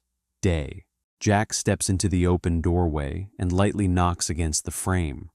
Boss looks up from his large, expensive desk. Jack. We need to talk. Boss. Okay. Where to begin? With your constant absenteeism? With your unpresentable appearance? I might as well tell you now. You're going to be put up for review. This next line, not in voiceover. Jack. I am Joe's complete lack of surprise. Boss sits up in his seat, becoming enraged. Jack. Continue. Let's pretend. You're the Department of Transportation, and you knew that our company intentionally left a front seat mounting bracket that never passed collision tests? Did nothing about leather seats that were cured in third world countries with a chemical we know causes birth defects? Brake linings that fail after 1,000 miles? Turbochargers that blow up and cut off legs at the knees? Fuel injectors that burn people alive? All of these accidents where cause of failure is stamped unknown. I know where the bodies are buried. Call it job security. Boss, just who the fuck do you think you are? Get out of here. You're fired. Jack, I've got a better idea. You're going to keep me on payroll as an outside consultant. In exchange for my salary, I'll perform the task of not telling anyone what I know. I won't need to come into the office. I can do this job from home. Call it early retirement with pension. Boss stands, moves around his desk, glaring with rage. Jack, continue. Yes, I am shit and crazy to you and this whole fucking world, but I'm your responsibility. Jack punches himself in the nose. Blood starts to trickle down. He punches himself in the jaw, harder. He throws himself back, acting as if the force of the punch knocked him. His back slams against a framed painting and shatters the glass. He and the frame and the glass and the painting fall to the floor. Jack, voice over, continue. I am Joe's smirking revenge. Jack, continue. Please don't hit me again. Please. Jack gets back to his feet and punches himself in the stomach, then punches himself in the jaw again. He reels backwards and falls into a hanging shelf, ripping it off the wall, sending its contents flying. He falls to the floor again. Jack, voice over, continue. For some reason, I thought of my first fight with Tyler. Jack crawls along the carpet toward Boss, dripping blood. He tries to keep up the act, but he sporadically giggles. He grabs Boss's leg. Jack, continue. Please, give me the paychecks like I asked for. You won't see me again. You won't have any trouble. Jack climbs up Boss's leg. Boss, aghast, tries to shake him off, and in doing so, stumbles back into his desk, knocking off photos, stacks of paper, paperweights. Jack, voice over, continue. Under and behind and inside everything this man took for granted, something horrible had been growing. Jack crawls up high enough to grab Boss's belt and hoist himself up further. He's getting blood all over the Boss's clothes. Jack smudges blood from his face onto the knuckles of both Boss's hands. The horrified man screams. Jack, voice over, continue. And right then, at our most excellent moment, security guards decided to walk in. 2 security guards come inside and gape at the sight. Behind them stands a crowd of curious workers, also taking in the sight. Jack, gurgling blood, continue. Please don't hit me again. Interior Paper Street house. Jack's room, dusk. Jack, all bloody, lies in his bed, asleep. He awakens, hearing the back door slam. He painfully hauls himself out of bed. Interior kitchen, moments later. Jack enters to see Tyler taking beers out of the fridge. Jack waves a paycheck. Jack, I did it. Tyler, that's fucking great. Jack sees that Tyler is dressed in combat fatigues. He's splattered with various colors of painterior. There's a rope and rappelling mechanisms lying on the table. Tyler nods toward the living room and hands Jack all the beers. Tyler, continue. Go on in, we're celebrating. Interior living room. Jack, a little bewildered, saunters in, carrying the beers. Tyler does not follow him. Bob, Ricky, and several Fight Club guys are in front of the TV. They are all dressed like Tyler, all splattered with painterior. Jack hands them their beer. One of the guys is 16-year-old with an angelic face. He notices the TV. Angel face. They're back to it. Jack looks at the TV as it shows a live shot of a building, which is identified at the bottom of the screen as the TRW building. It has a giant grinning face painted on it. The two eyes are broken, charred windows with smoke pouring out.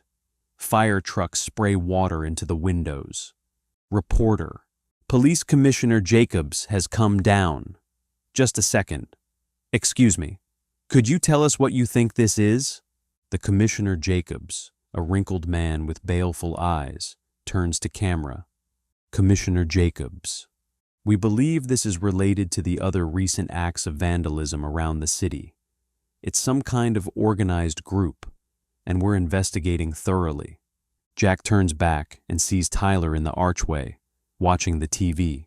Tyler pulls back, out of sight. Jack turns to the others. Jack, what did you guys do? They all burst into laughter, look at Jack and shake their heads.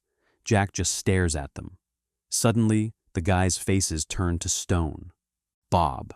The first rule of Project Mayhem is, you don't ask questions. Jack stares at them. Cut to interior hotel ballroom, night. A loud, luxurious banquet ensues. Commissioner Jacobs guzzles champagne and puffs on a cigar. Jack, in a waiter's uniform, serving another table, stares at Jacobs. Then Jack looks apprehensively towards certain other waiters, Tyler, Bob, Ricky, and Angel Face, mixed in with the mass of waiters. Interior bathroom, same. Commissioner Jacobs enters, puffing the cigar, and walks toward a urinal. Jack, Tyler, Bob, and Ricky leap out of the corner and attack him. Jack's heart isn't in it. He barely helps the others. Tyler knocks the cigar out of Jacob's mouth and slaps a piece of tape over it. Interior service elevator, same. Jack holds the door while the others drag the struggling commissioner inside. They hold him down and pull down his pants. Bob snaps a rubber band, then reaches down to Commissioner Jacobs' crotch. Tyler. Wrap it around the top of his ball sack. Ricky holds a knife to Commissioner Jacobs' testicles. Jack, red-faced, keeps his distance. Tyler leans in and whispers in the frightened man's ear. Tyler, continue. You're not going to continue your rigorous investigation. You're going to publicly state that there is no underground group. Or imagine the rest of your life with your ball sack flapping empty. Commissioner Jacobs. No, please, stop. Please. Tyler. One to the New York Times and one to the Los Angeles Times. Press release style. Remember this. The people you're after are everyone you depend on. We're the people who do your laundry and cook your food and serve your dinner. We guard you while you sleep. We drive the ambulances. We process your insurance claims. We control every part of your life. So don't fuck with us. Ricky makes a dramatic cut with the knife. He holds up the severed. Rubber band. Exterior hotel. Later. Jack, Tyler, and the others file quickly out the back service entrance. Tyler slaps Angel Face's back. Angel Face smiles at him. Everyone splits up in different directions. Interior basement. Night. Fight club in full swing. Jack squares off with Angel Face. He beats the shit out of Angel Face with a viciousness heretofore unseen. The crowd shouts maniacally, save for Tyler, who watches with an inscrutable stone face. Angel Face tries to speak, but Jack pounds him too hard. Blood flies everywhere. The crowd becomes quieter. Finally, Angel Face, on the floor, is clearly unconscious. Jack stops, stares at him, numb. The crowd seems a little spooked. Tyler scans the faces, looks at Jack. Exterior street, later. Tyler and Jack walk through pools of streetlight. Jack. I felt like destroying something beautiful. Excellent. Tyler. An idling car honks. Tyler leads Jack toward it. A bruise-faced valet Parker throws keys to Tyler. Valet. There you go, Mr. Durden. Jack. After you, Mr. Durden. Interior stolen car, moving, later. Rain gushes down. Tyler drives. Jack sits slumped in the passenger seat. They are barreling down a two-lane highway, intermittently illuminated by oncoming headlights. Jack stews in silence. Tyler glances at him. Tyler, what's the problem? Jack, nothing. Why wasn't I told about Project Mayhem? Tyler, you were told about it. Jack, yeah, fine. If you can't talk to me about it, Tyler, that's the whole point. You don't talk about it. Jack, so I can't even ask? Tyler, what do you want me to say? That Project Mayhem will knock over the pillars of civilization like dominoes? That it's going to bring about a prematurely induced dark age? Should I email you? Should I put this on your action item list? Jack, fine. Tyler, recognize the make and model of this car? Jack, yeah, so what? Tyler, the front seat mounting bracket never passed collision tests. Tyler pulls the car into the opposite lane. Headlights in the distance get closer very, very quickly. Jack, what are you doing? The oncoming car gets closer and closer, honking and flashing. Its lights. Jack tries to grab the wheel. Tyler uses one arm to pin down Jack's arms. He uses one hand to steer. Jack, continue. Tyler, what the fuck are you doing? Tyler, if you died right now, how would you feel about your life? Jack, I would feel nothing about my life. Is that what you want to hear? Tyler, I want to hear the truth. The car swerves at the last second. Jack, fuck my life. Fuck Fight Club. Fuck you and fuck Marla. I'm sick of this shit. How's that? Huh? Tyler, you don't have any concept of what it is to hit bottom. An oncoming truck honks and flashes. Its lights. It moves to the other side of the road. Tyler steers there too. The truck moves back. Tyler moves back. More honking and flashing. The truck moves. Tyler moves. Tyler, continue. Hitting bottom isn't a weekend. Retreat. It's not a seminar. Only after you've lost everything are you free to do anything. You see, you listen, but you don't get it. You have to forget everything you know, everything you think you know. Just seconds to impact with the oncoming truck and Tyler swerves. Now the car heads straight for a stalled car on the side of the road, surrounded by flares. Jack stops struggling to get his arms free. Jack, I am nothing in the world compared to you. I am helpless. I am stupid and weak, and all I do is want and need things. I am my little shit job. I am my condo and my Swedish furniture. I am shit. Tyler lets go of Jack's arms and lets go of the steering wheel. He and Jack look at each other as their car barrels toward the stalled car. Their faces are illuminated by the light of the flares. They smash into the stalled car. Both airbags inflate, but the front seat lurches forward, loose, causing the men's legs to bang against the dash. Tremendous momentum makes. The back of the car whip around and carry it into a ass-over tea kettle roll down the hill. Jack, voice over. Continue. I'd never been in a car accident. This was what all those statistics felt like before I wrote them into my reports. Interior family car. Jack's imagination. The car that Jack saw, post-wreck, in the warehouse, flaming, tumbling end over end. The father, mother, teenage girl, and baby all screaming. Interior Tyler's stolen car, resuming. The hill goes on further and further. It's a deep ravine. The car finally hits the bottom, lying on its roof. Exterior overturned car. Tyler crawls out and goes around, opening Jack's door. He drags Jack out into the mud. He grabs Jack's face and squeezes it, shaking it. Tyler, you just had a near-life experience. Interior Jack's bedroom, late night. Jack lies in bed, staring at the ceiling. Tyler sits in a chair next to the bed, speaking softly. Tyler, the world I see, you're stalking elk through the damp canyon forests around the ruins of Rockefeller Center. You wear leather clothes that will last you the rest of your life. You climb the wrist-thick vines that wrap the Sears Tower.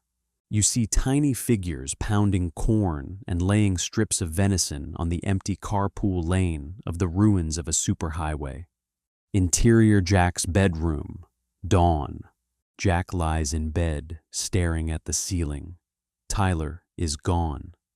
Faint sounds of sawing and hammering. Interior kitchen, moments later. Jack sits at the table, sipping coffee. He's pale, dazed. He seems broken. He hears the faint sounds of sawing and hammering again. He's unsure of where they're coming from. He glances out the window, sees nothing. Marla walks into the kitchen. Jack looks up at her. She looks at him, unsmiling. There's a bruise on her face and arm. She pours herself a coffee and lights a cigarette. A beat of silence, then. Marla, I'll be out of your way in a sec. She seems to be as weak as Jack. Jack, you don't have to rush off. Marla, sarcastic prick. Jack, no, really. Marla's eyes drift away from his. Jack gets up, tries to move closer to her. She pulls away. He retreats, and they wind up on opposite sides of the room. Jack leans against the wall near the basement door, which is ajar. Jack, continue. Why are we both caught up like this? With Jack, voice over. Continue.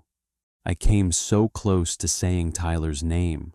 I could feel it vibrate inside my mouth. Marla looks at him curiously, waiting. Jack, continue. Why does a weak person go out and find a strong person to hang on to? Marla, it's a real sick relationship.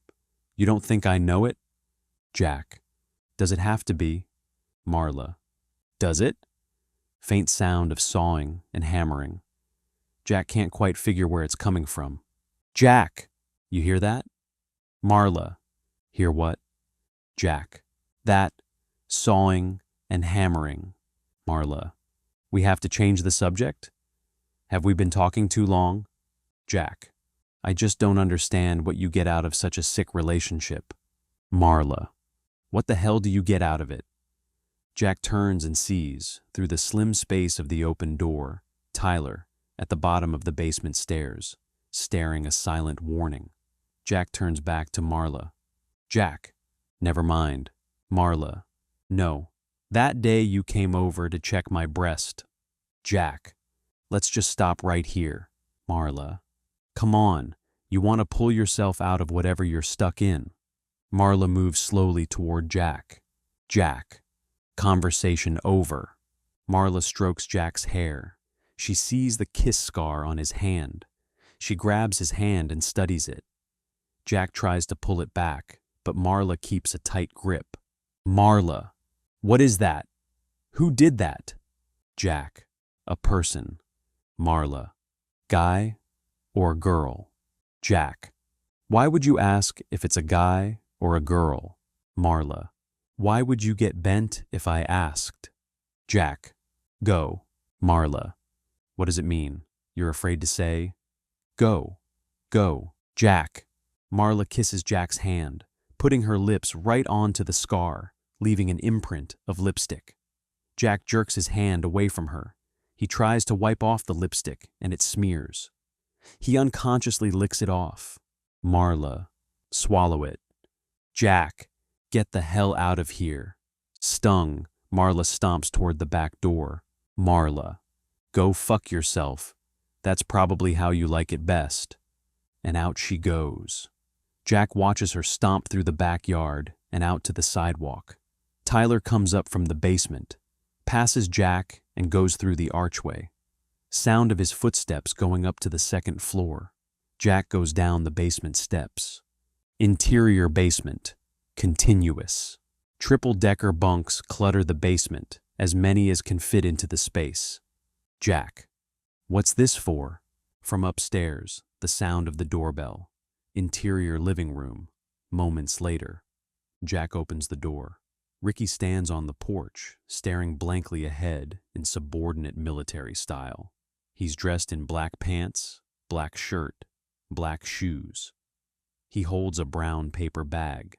An army surplus mattress sits in a tied-up roll at his feet. Jack is about to say something when Tyler steps past Jack and speaks very softly to Ricky. Tyler, I'm sorry, you're too young to train here. Tyler steps back inside and shuts the door. Jack, train here? Tyler, he's not. If the applicant is young, we tell him he's too young. Old, too old. Fat, too fat.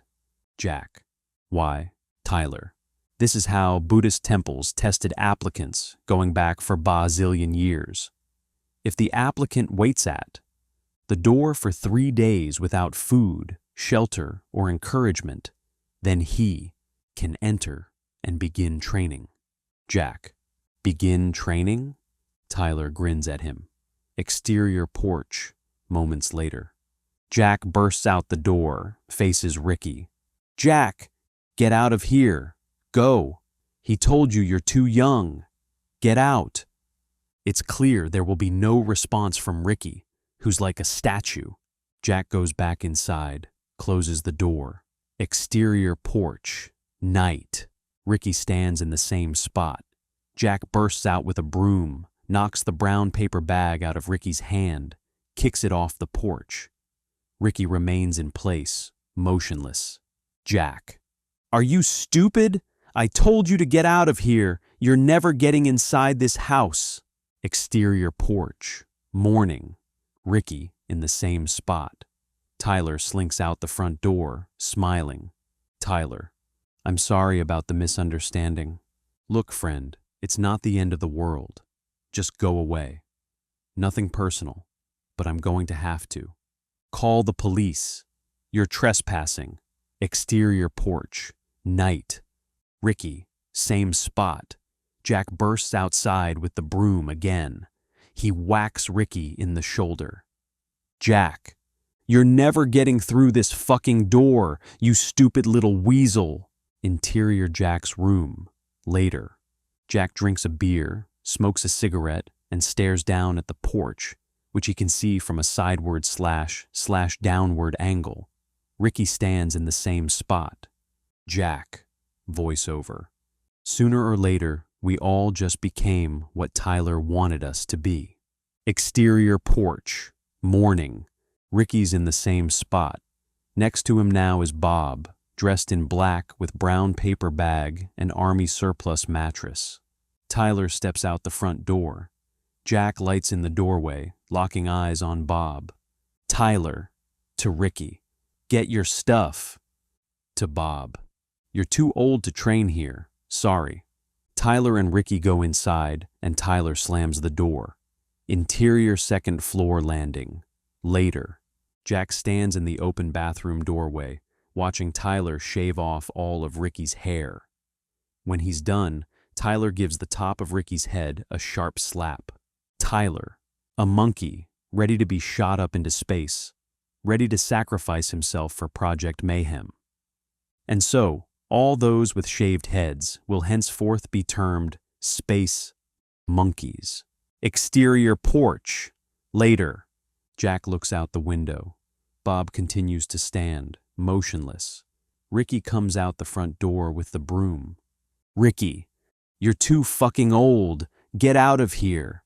Ricky whacks Bob with the broom several times, then goes back inside, slamming the door. Cut to exterior porch, night. Close on Jack's face, staring out the window.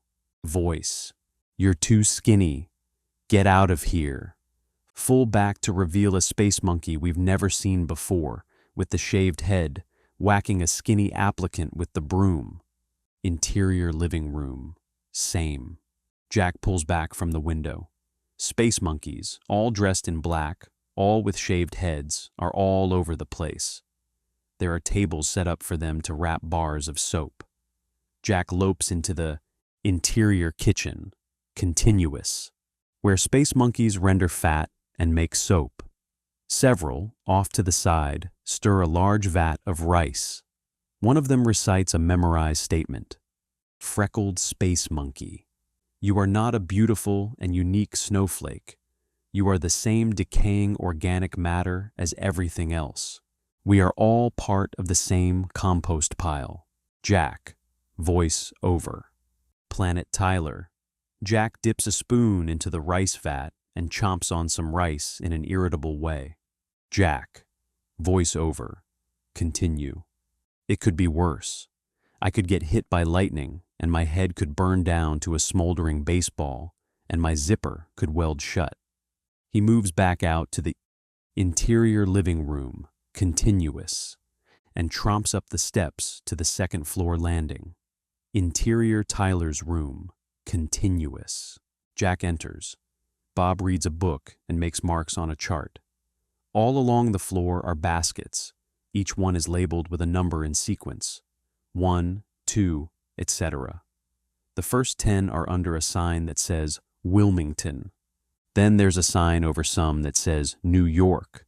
Then Chicago and other cities. There are dozens of books on finance. Jack looks in basket number 1 and sees the word Citibank at the top of a page. He starts flipping through it. Then the next basket. Bob grabs Jack's hand and leads him away from the baskets. Bob. The first rule of Project Mayhem is you don't ask questions. Jack. This is me, Bob. Tyler's been gone for over a week. What the hell is going on? Bob. The first rule of Project Mayhem is you. Jack. Right. Jack leaves the room. Interior kitchen, moments later. Jack barges in among the laboring space monkeys. They pinch herbs into the soap mix. They also use vodka. Jack grabs a bottle of vodka and takes a long pull off it. Jack. Voiceover. I had to hug the walls, being a mouse trapped inside this clockwork of space monkeys, cooking and working and sleeping in teams.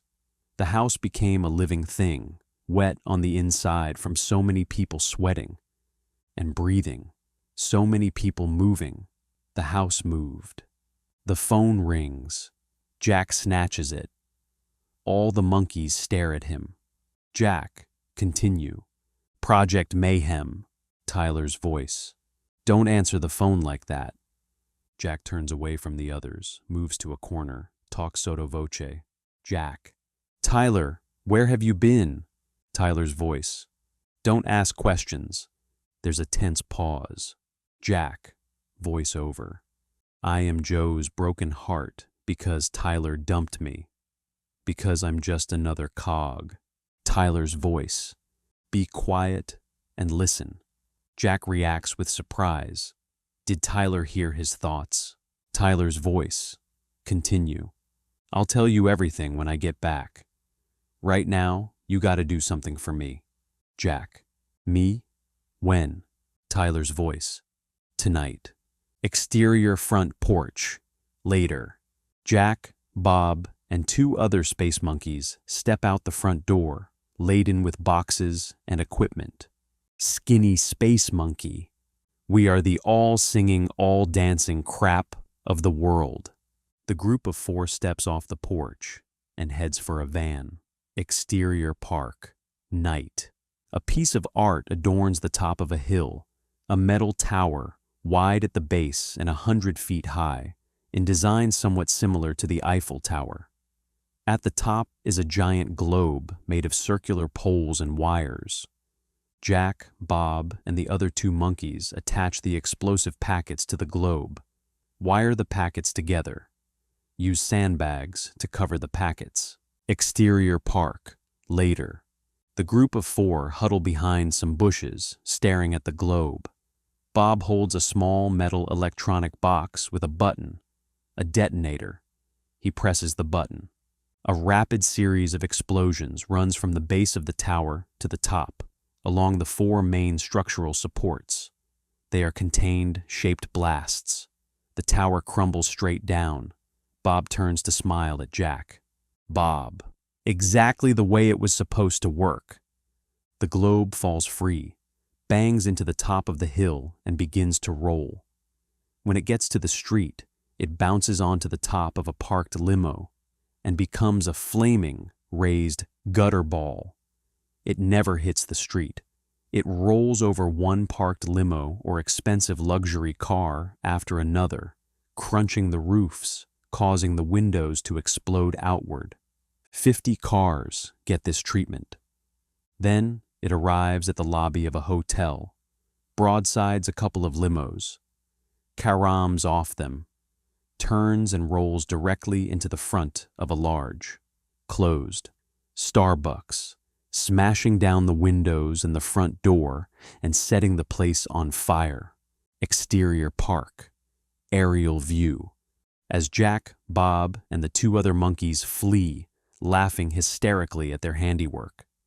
They split up and move in different directions. Move in on Jack, sprinting, keeping hidden by bushes. Sirens can be heard.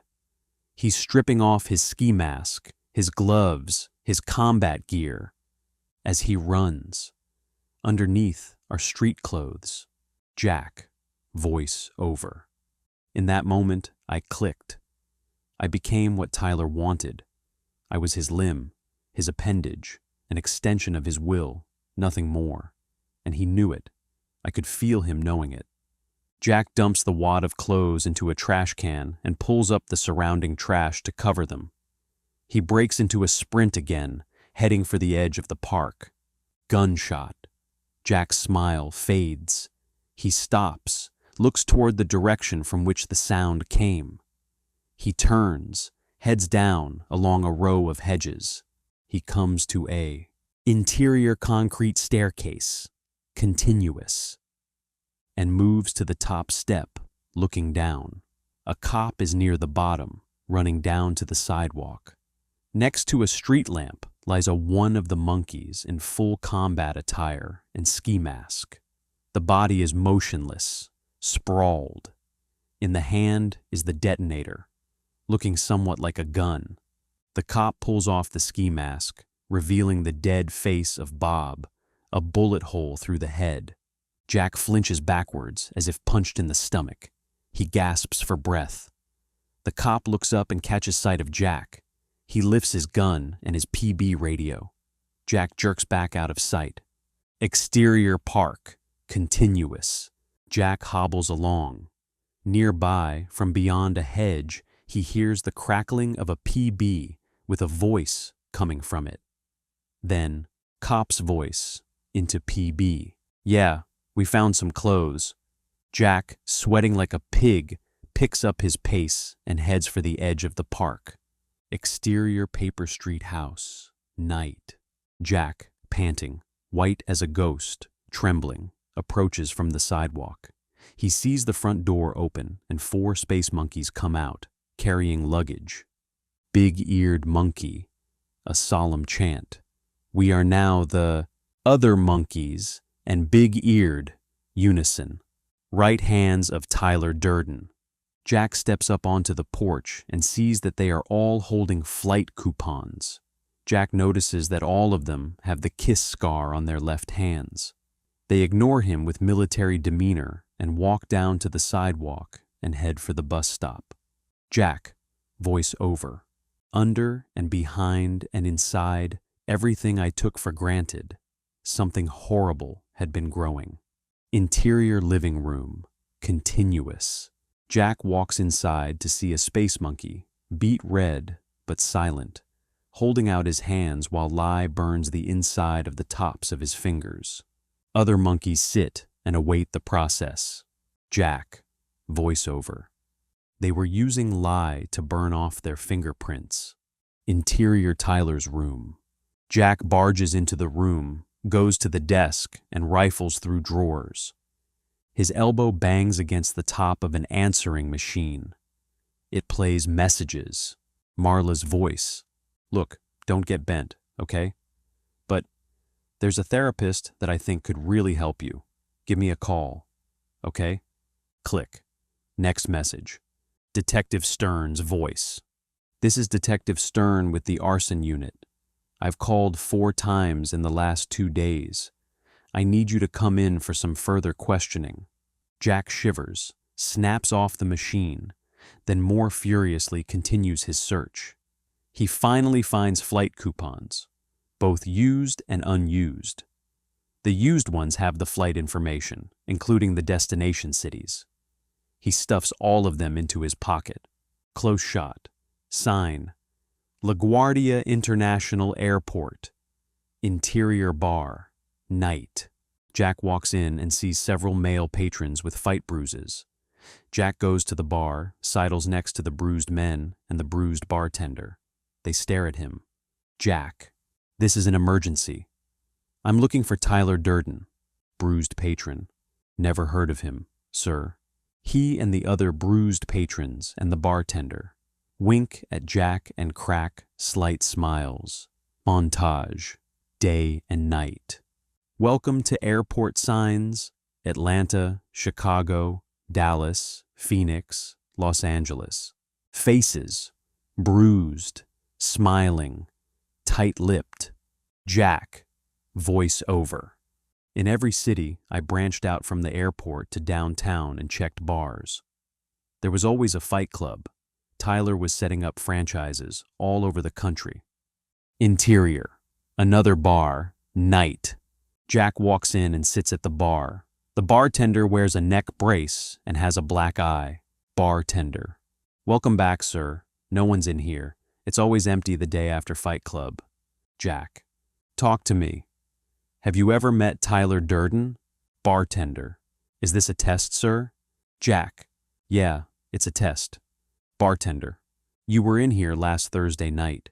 You were standing right there asking me about how good our security is. And it's tight as a drum. Jack. Who do you think I am? Jack. Voiceover. Continue. Please return your seatbacks to their full upright and locked position. Bartender. You're the person who did this to me. The bartender shows Jack his hand. It has the kiss-shaped scar. Bartender. Continue. You're Tyler Durden, sir. Interior hotel room. Night. Jack bursts inside, runs to the phone, punches a number. He doesn't bother to turn on the lamp. Intercut with interior Marla's room. Same. Marla answers the phone. Marla. Yeah? Jack. It's me. Have we ever had sex? Marla. What kind of stupid question is that? Jack. Is it stupid because the answer's yes, or because the answer's no? Marla. Is this a trick? Jack. Will you just answer, for God's sake? Marla. Oh, you mean you want to know if I think it was making love, or just 2 animals going at it? Jack. So we did make love? Marla. Is that what you're calling it? Jack, answer the question. Marla. You fuck me, then snub me. You love me. You hate me. You show your sensitive side. You turn back into an asshole. Oh God. Jack. Marla. Is that a pretty accurate description of this relationship? Jack. What's my name? Marla. Tyler Durden. Jack. Voice over. We've just lost cabin pressure. Marla. I'm coming over. As Marla hangs up, we end intercut. Jack stares at the receiver a beat, then realizes, Jack. Oh shit. No, I'm out of town. He punches Marla's number like a maniac. Listens, just ringing and ringing. He turns, sees Tyler, sitting on the bed, staring at him with an ominous poker face. Jack drops the receiver. The room is only lit by dim moonlight through the window. Tyler, you broke your promise. Jack, why do people think I'm you? Tyler, because we happen to share the same body. Jack, what the hell are you talking about? Tyler, sometimes control it, and you imagine watching me. Interior bar basement. Night. Jack's memory. Jack stands near the back of the crowd as Tyler stands in the middle of the light. Tyler. The first rule of Fight Club is jump cut, same shot, altered flashback. It's Jack in the light, talking, behaving like Tyler. Jack. You don't talk about Fight Club. Interior hotel room, resuming. Jack gasps and wheezes. Tyler grins and nods. Jack. But we fought. Tyler.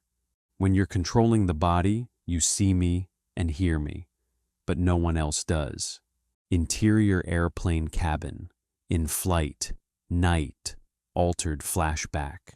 Jack sits next to an empty seat and looks at the blank air beside him, eyes focusing on someone close. Jack.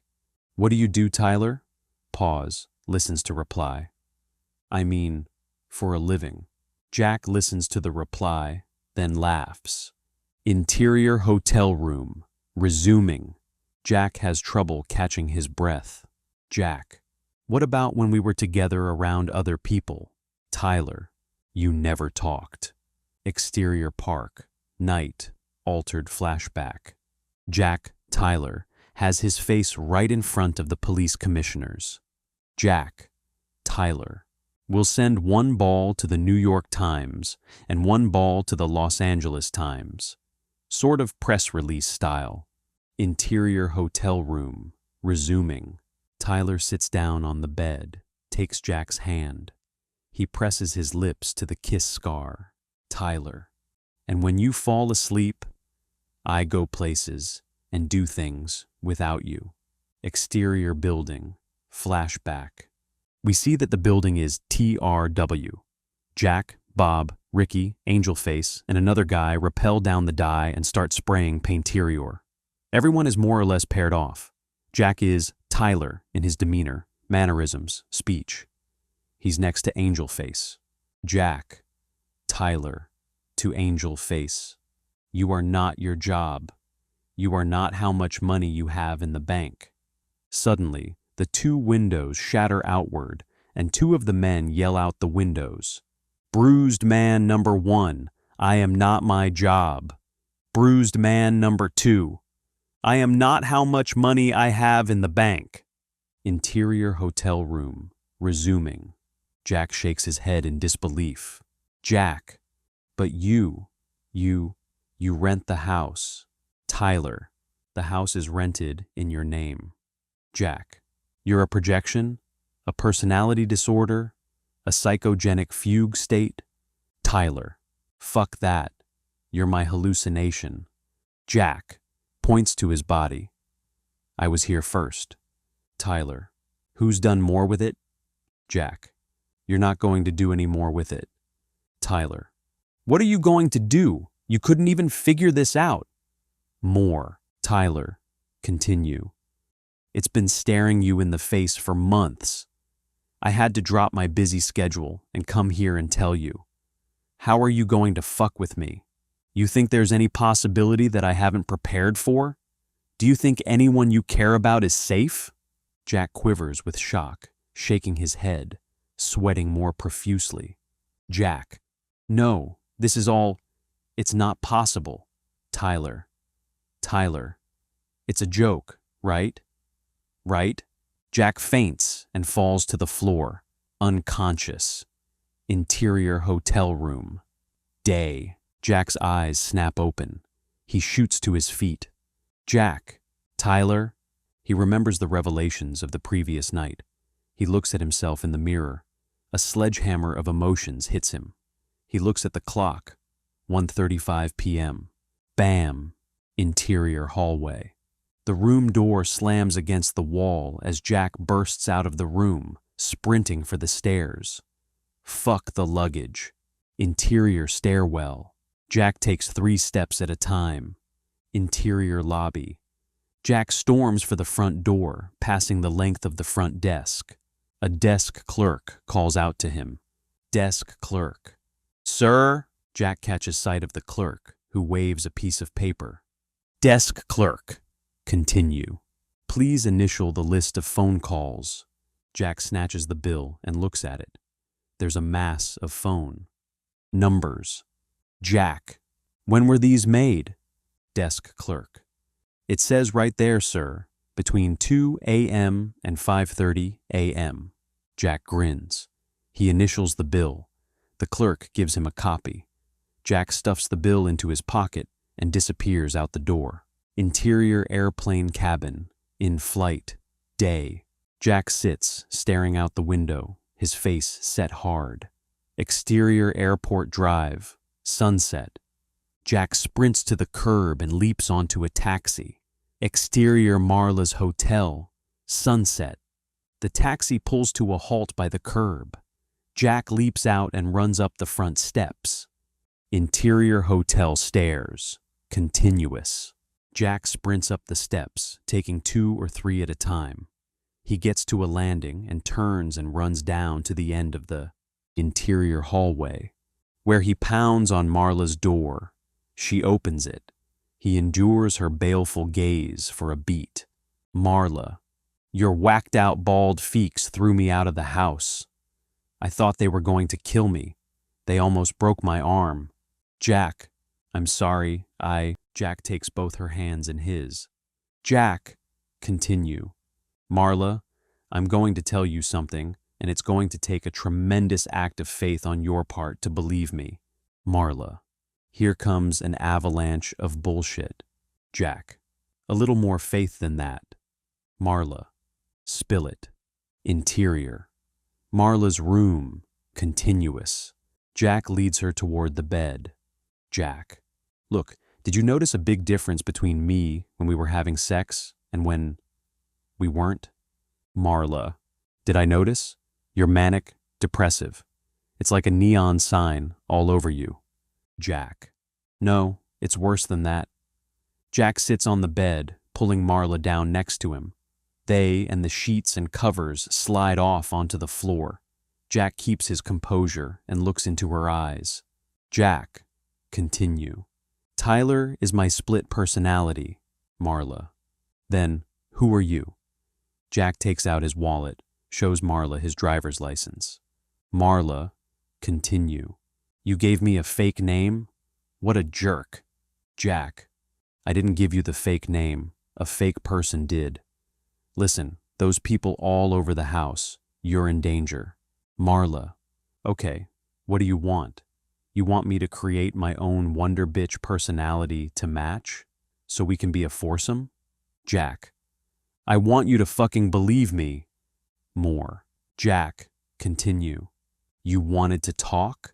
Well, here's our fucking talk. Jack's eyes well up with tears. He turns away from her. Marla's face softens. She strokes Jack's hair, turns his face to look at her. Marla, I'm sorry. This split personality thing is a beat of silence. She squeezes his hand. He squeezes back. He looks at her, working up some nerve. Jack, I've got to know something. Why did you respond to Tyler instead of me? Sexually. Marla, I don't know what to say. You're Tyler. Jack. Okay, however you want to say it. The abusive side of me. The asshole who treated you like shit and made you leave in the morning. Marla. What do you want? You want me to say I'm shit and I deserve to be treated like shit? Well, I am. And that's how you got me off. And you know it. Jack touches her face and she slaps his hand away. He sighs and gets to his feet. He pulls out an airline flight coupon and shows it to her. Jack, I want you to get out of town for a while. Whether you believe me or not, you're in real danger. Is there someplace you can go? Marla grabs the flight coupon, looks it over. Marla, there's plenty of places I'd like to go. Jack digs into his pocket and produces a wad of cash. Marla roughly seizes the cash, checks out the amount. Jack, leave as soon as possible. Go to a rural little town, away from any major city. Go now. Okay? Please. Promise? Marla, count on it. And I'm not paying this back. I consider it asshole tax. Jack, I agree. More than you know. Marla's expression of rage becomes muddled with confusion over Jack's almost spiritual tenderness. Jack starts toward the door. A wave of drowsiness and fatigue hits him. He staggers, eyes closing. He drops onto a chair for a beat and rests his hand over his face. He snaps awake. Marla is gone. Jack bolts up out of the seat. Marla? Interior hallway. Jack. Continue. Jack leaps out of the room, looks down the hall in both directions. Marla? Jack. Exterior. Paper Street. Sunset. The taxi screeches to a halt. Jack leaps out. Jack. Wait here. Interior Paper Street house. Moments later. Jack walks inside to find it completely empty and deserted. He gawks at the bathtub and canisters that hold vast amounts of liquid. He sees bottles labeled nitric acid. He toes to the interior kitchen and picks up the phone. He pulls out the hotel bill and scans the phone numbers. Through the window, the last bit of sunlight slowly sinks. Jack punches the first number. Voice from phone. Maintenance. A brief silence while Jack absorbs this and adjusts. Jack. Excuse me. I'm not sure I have the right number. I've been calling maintenance departments all over the city regarding the water supply. Which maintenance department is this? Voice. Very good, sir. Jack. Excuse me? Voice. Don't worry about us, sir. We're solid. Jack hangs up the phone. He punches the next number. Different voice. From phone. Maintenance. Jack. Imitating Tyler. Give me your position. Different voice. Baffled. Huh? Who's this? Jack. Oh, excuse me. I'm calling from the water company. I've mixed up my phone numbers. Which maintenance department am I talking to? Different voice. You almost had me there, sir. Everything's A-OK here. Jack hangs up the phone. He punches the next number. Another different voice. From phone. Maintenance. Jack hangs up. Punches the next number. Yet another different voice. From phone. Maintenance. Jack hangs up. Punches the next number. Even yet another voice. From phone. Maintenance. A beat while Jack thinks. Jack. There's been a change in the plan. Even yet another voice. You told me you'd say that, sir. Jack. I don't care what I told you. There's really a change of plan. Even yet another voice. You told me you'd say that too, sir. Jack. Now listen to me, you stupid fuck. I've got the phone numbers mixed up. Tell me where you are. Now. Even yet another voice. This is a very good test, sir. You sound like you mean it. Jack hangs up the phone and kicks it. He flushes red, looks around at passers-by. He lifts the receiver again and punches the next number on the hotel bill. Scratchy voice. From phone. Mason Industrial Electronics. Jack. This is Tyler Durden. Scratchy voice. Harsh whisper. Are you out of your fucking mind? What the fuck are you doing, calling me in the daytime? Jack. I have some questions about scratchy voice. Jesus, I showed your guys how to use it. A 4-year-old could take that shit and break through any security system in the world. If you can't, then fuck you, moron. Now don't ever call me again. Click. Disconnect. Jack looks at the receiver, hangs it up. Exterior Lou's Tavern. Night. Jack gets out of the cab, turns to the cabbie. Jack, I gotta have you wait again. Leave the meter running. The cabbie grins. Cabbie. There's no charge, Mr. Durden. Jack gawks at him, backs away. Interior Lou's Tavern. Same.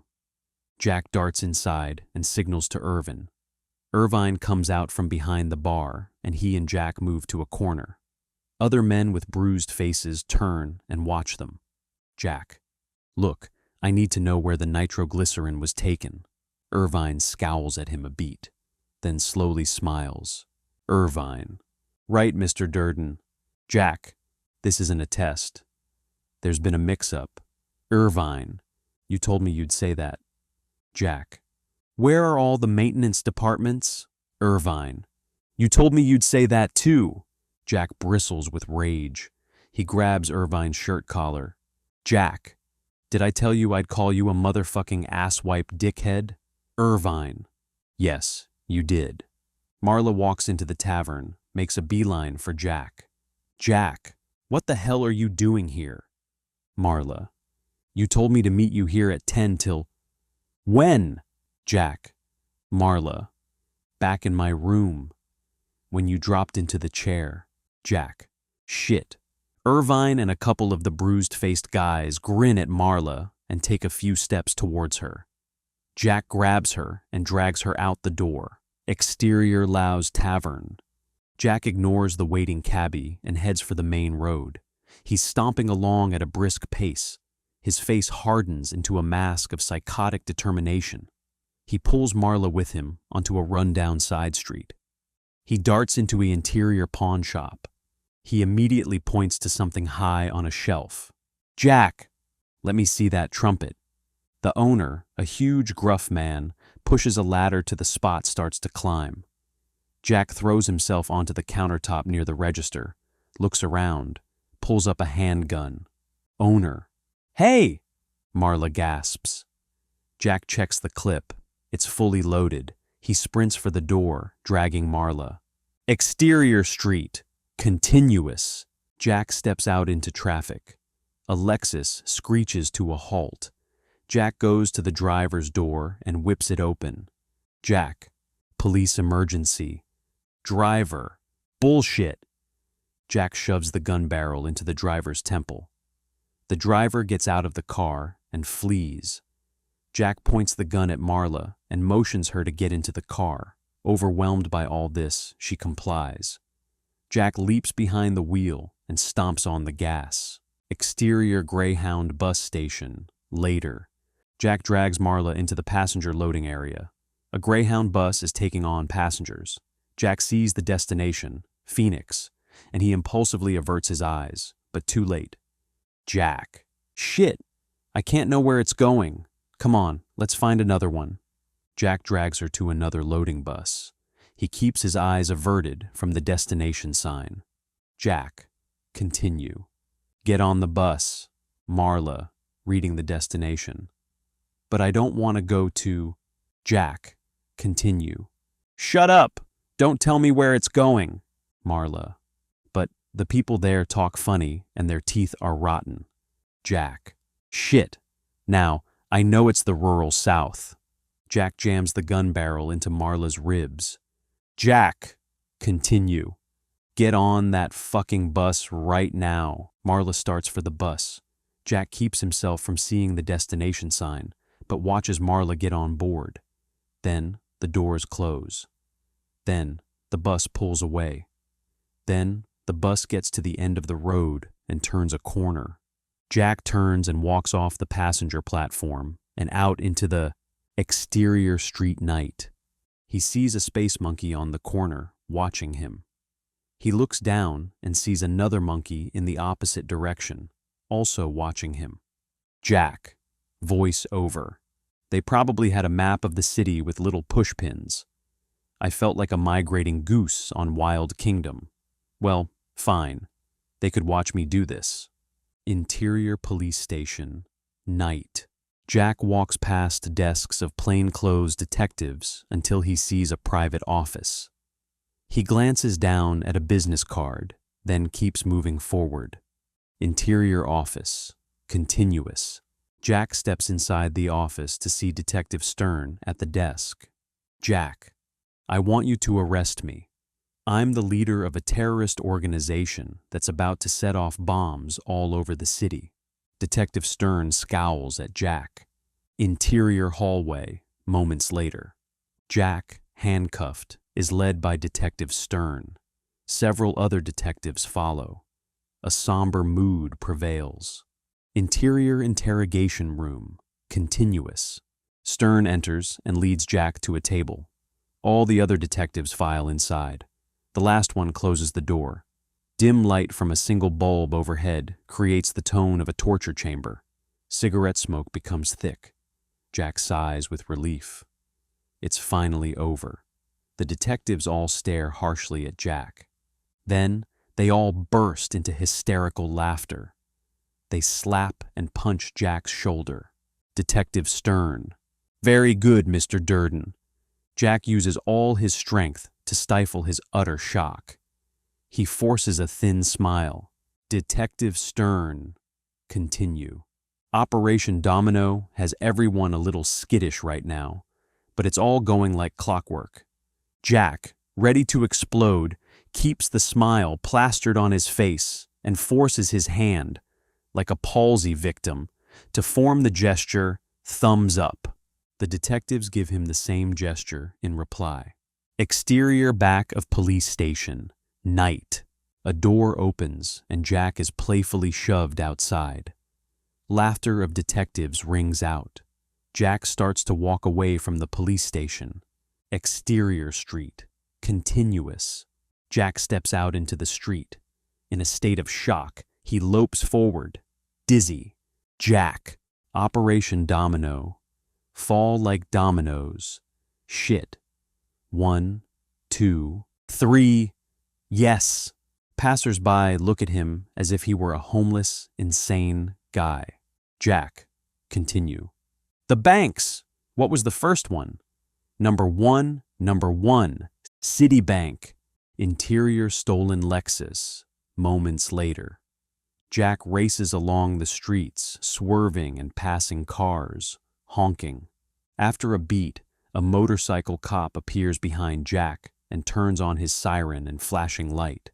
Jack reflexively slows. Down. The motorcycle moves up beside Jack, and the cop smiles, waving Jack forward. The cop provides an escort. The Lexus turns a corner and heads for the exterior Citibank building. Continuous. Jack leaps out of the car. He sprints into the interior lobby. Night. 2 space monkeys take over the escort and lead Jack toward the elevators. Jack. I'll take the stairs. Jack darts to the side, throws open the stairwell door. Interior stairwell. Jack dashes down the steps. Interior parking area. Jack races from the stairwell into the parking area, eyes combing the place. He darts from one support post to another, his eyes frantically searching. He moves around a support post and sees Tyler sitting on the ground, his back against the post. Tyler. Looking for something? Jack. Where are the charges at? Tyler. Don't end a sentence with a preposition. Jack. Where are the charges at? Fuckhead. Tyler. Listen to elephant balls. Shit. Slinging a gun. Where did I go right? Jack. I'll find them. Jack moves away, continues looking around support posts. Tyler. There's 8 floors of parking. Jack. I don't give a shit. Tyler. You do, because you don't have enough time. Tyler grins, points to his watch. Tyler. Continue. 10 minutes. Jack stalks back toward Tyler, gun raised. Jack. Tell me where the charges are. Tyler. They're all up and down the building. They're not just here. More. Tyler. Continue. If you tried to stupidly pull a fuse on a charge, you'd just cause it to blow up. The charges are set to go in a specific order, so that the building will implode and collapse. If you did defuse one of the charges, you'd fuck up the sequence, and the building might fall the wrong way. Why don't you just find a television and watch the party? Jack. I'm awake. I have control of the body. You can't give orders. Tyler. I don't have any orders left to give. It's all set. Jack boils over, then cracks. He drops the gun, falls to his knees, and clutches at Tyler. He touches Tyler's face. Jack. Tyler. You're real, aren't you? This is all a big joke, isn't it? You are real, you son of a bitch. Tears well up in Jack's eyes. He hugs Tyler. Tyler hugs him back. Tyler. We're both real. Jack squeezes harder, then lifts his head. He's hugging another Jack. The real Jack gasps, flinches backwards, landing on the gun. He turns, grabs the gun, and turns back around. 50 feet away, Tyler, standing, leans against a pillar. He winks. Jack raises the gun, turns it around, and aims it at his own head. Jack, there's only one way to stop all this. Jack shoves the barrel into his mouth. Tyler, you better not. If our body is found dead, the space monkeys have orders to kill Marla. Jack, Marla is gone, and you don't know where. Tyler's hand suddenly darts into frame, close up, and snatches the gun. New angle. Tyler, laughing, holding the gun, dashes for the elevator. Jack sprints after him. Interior elevator. Jack manages to leap inside just as the door closes. He lunges at Tyler and fights for the gun. Tyler, laughing, manages to retain it. The elevator climbs rapidly. Blinking numbers indicate floors whizzing past. Interior top floor lobby. The elevator doors open and the struggling pair whirl out and toward the glass walls. Tyler shoves Jack's head against the window, turns it so Jack is looking down. Angle on street. A Greyhound bus sits idling right by the front lobby doors, having been allowed through the cordon. Interior top floor lobby, resuming as Tyler and Jack continue to stare downward. Jack, that's not the bus, Tyler. You know it is. Tyler swings Jack away from the window and shoves him backwards. Tyler, continue. Now, can you grasp that there's nothing you can do? Jack raises the gun, aiming at Tyler. Tyler laughs, but flinches, just as Jack fires. The bullet chews out a chunk of the wall. Jack, I'm not going to kill myself. I'm going to kill you. Tyler laughs, but he starts rapidly moving down the hallway. Tyler, you can't kill me! How can you kill me? Jack fires again, missing Tyler. Tyler breaks into a sprint terrier. Jack does the same. Interior hallway. Jack turns a corner, sees Tyler at the end of the section of hallway, heading for an intersection. Jack aims the gun at Tyler. Rapid cut to security camera. Point of view, hallway. Jack aims the gun at himself. Rapid cut to interior hallway. Jack fires. As Tyler flinches down. Rapid cut to security camera. POV, hallway. Jack flinches down, having shot at himself. Rapid cut to interior hallway. Jack resumes sprinting until he turns a corner. Interior, new section of hallway. Jack sees Tyler turn, freeze, then leap sideways toward a room. Jack fires. The bullet grazes Tyler's leg. Rapid cut to security camera. POV, hallway. Jack, with the gun still aimed at his own leg, falls backwards, bleeding from the graze wound his just gave himself. Rapid cut to interior hallway.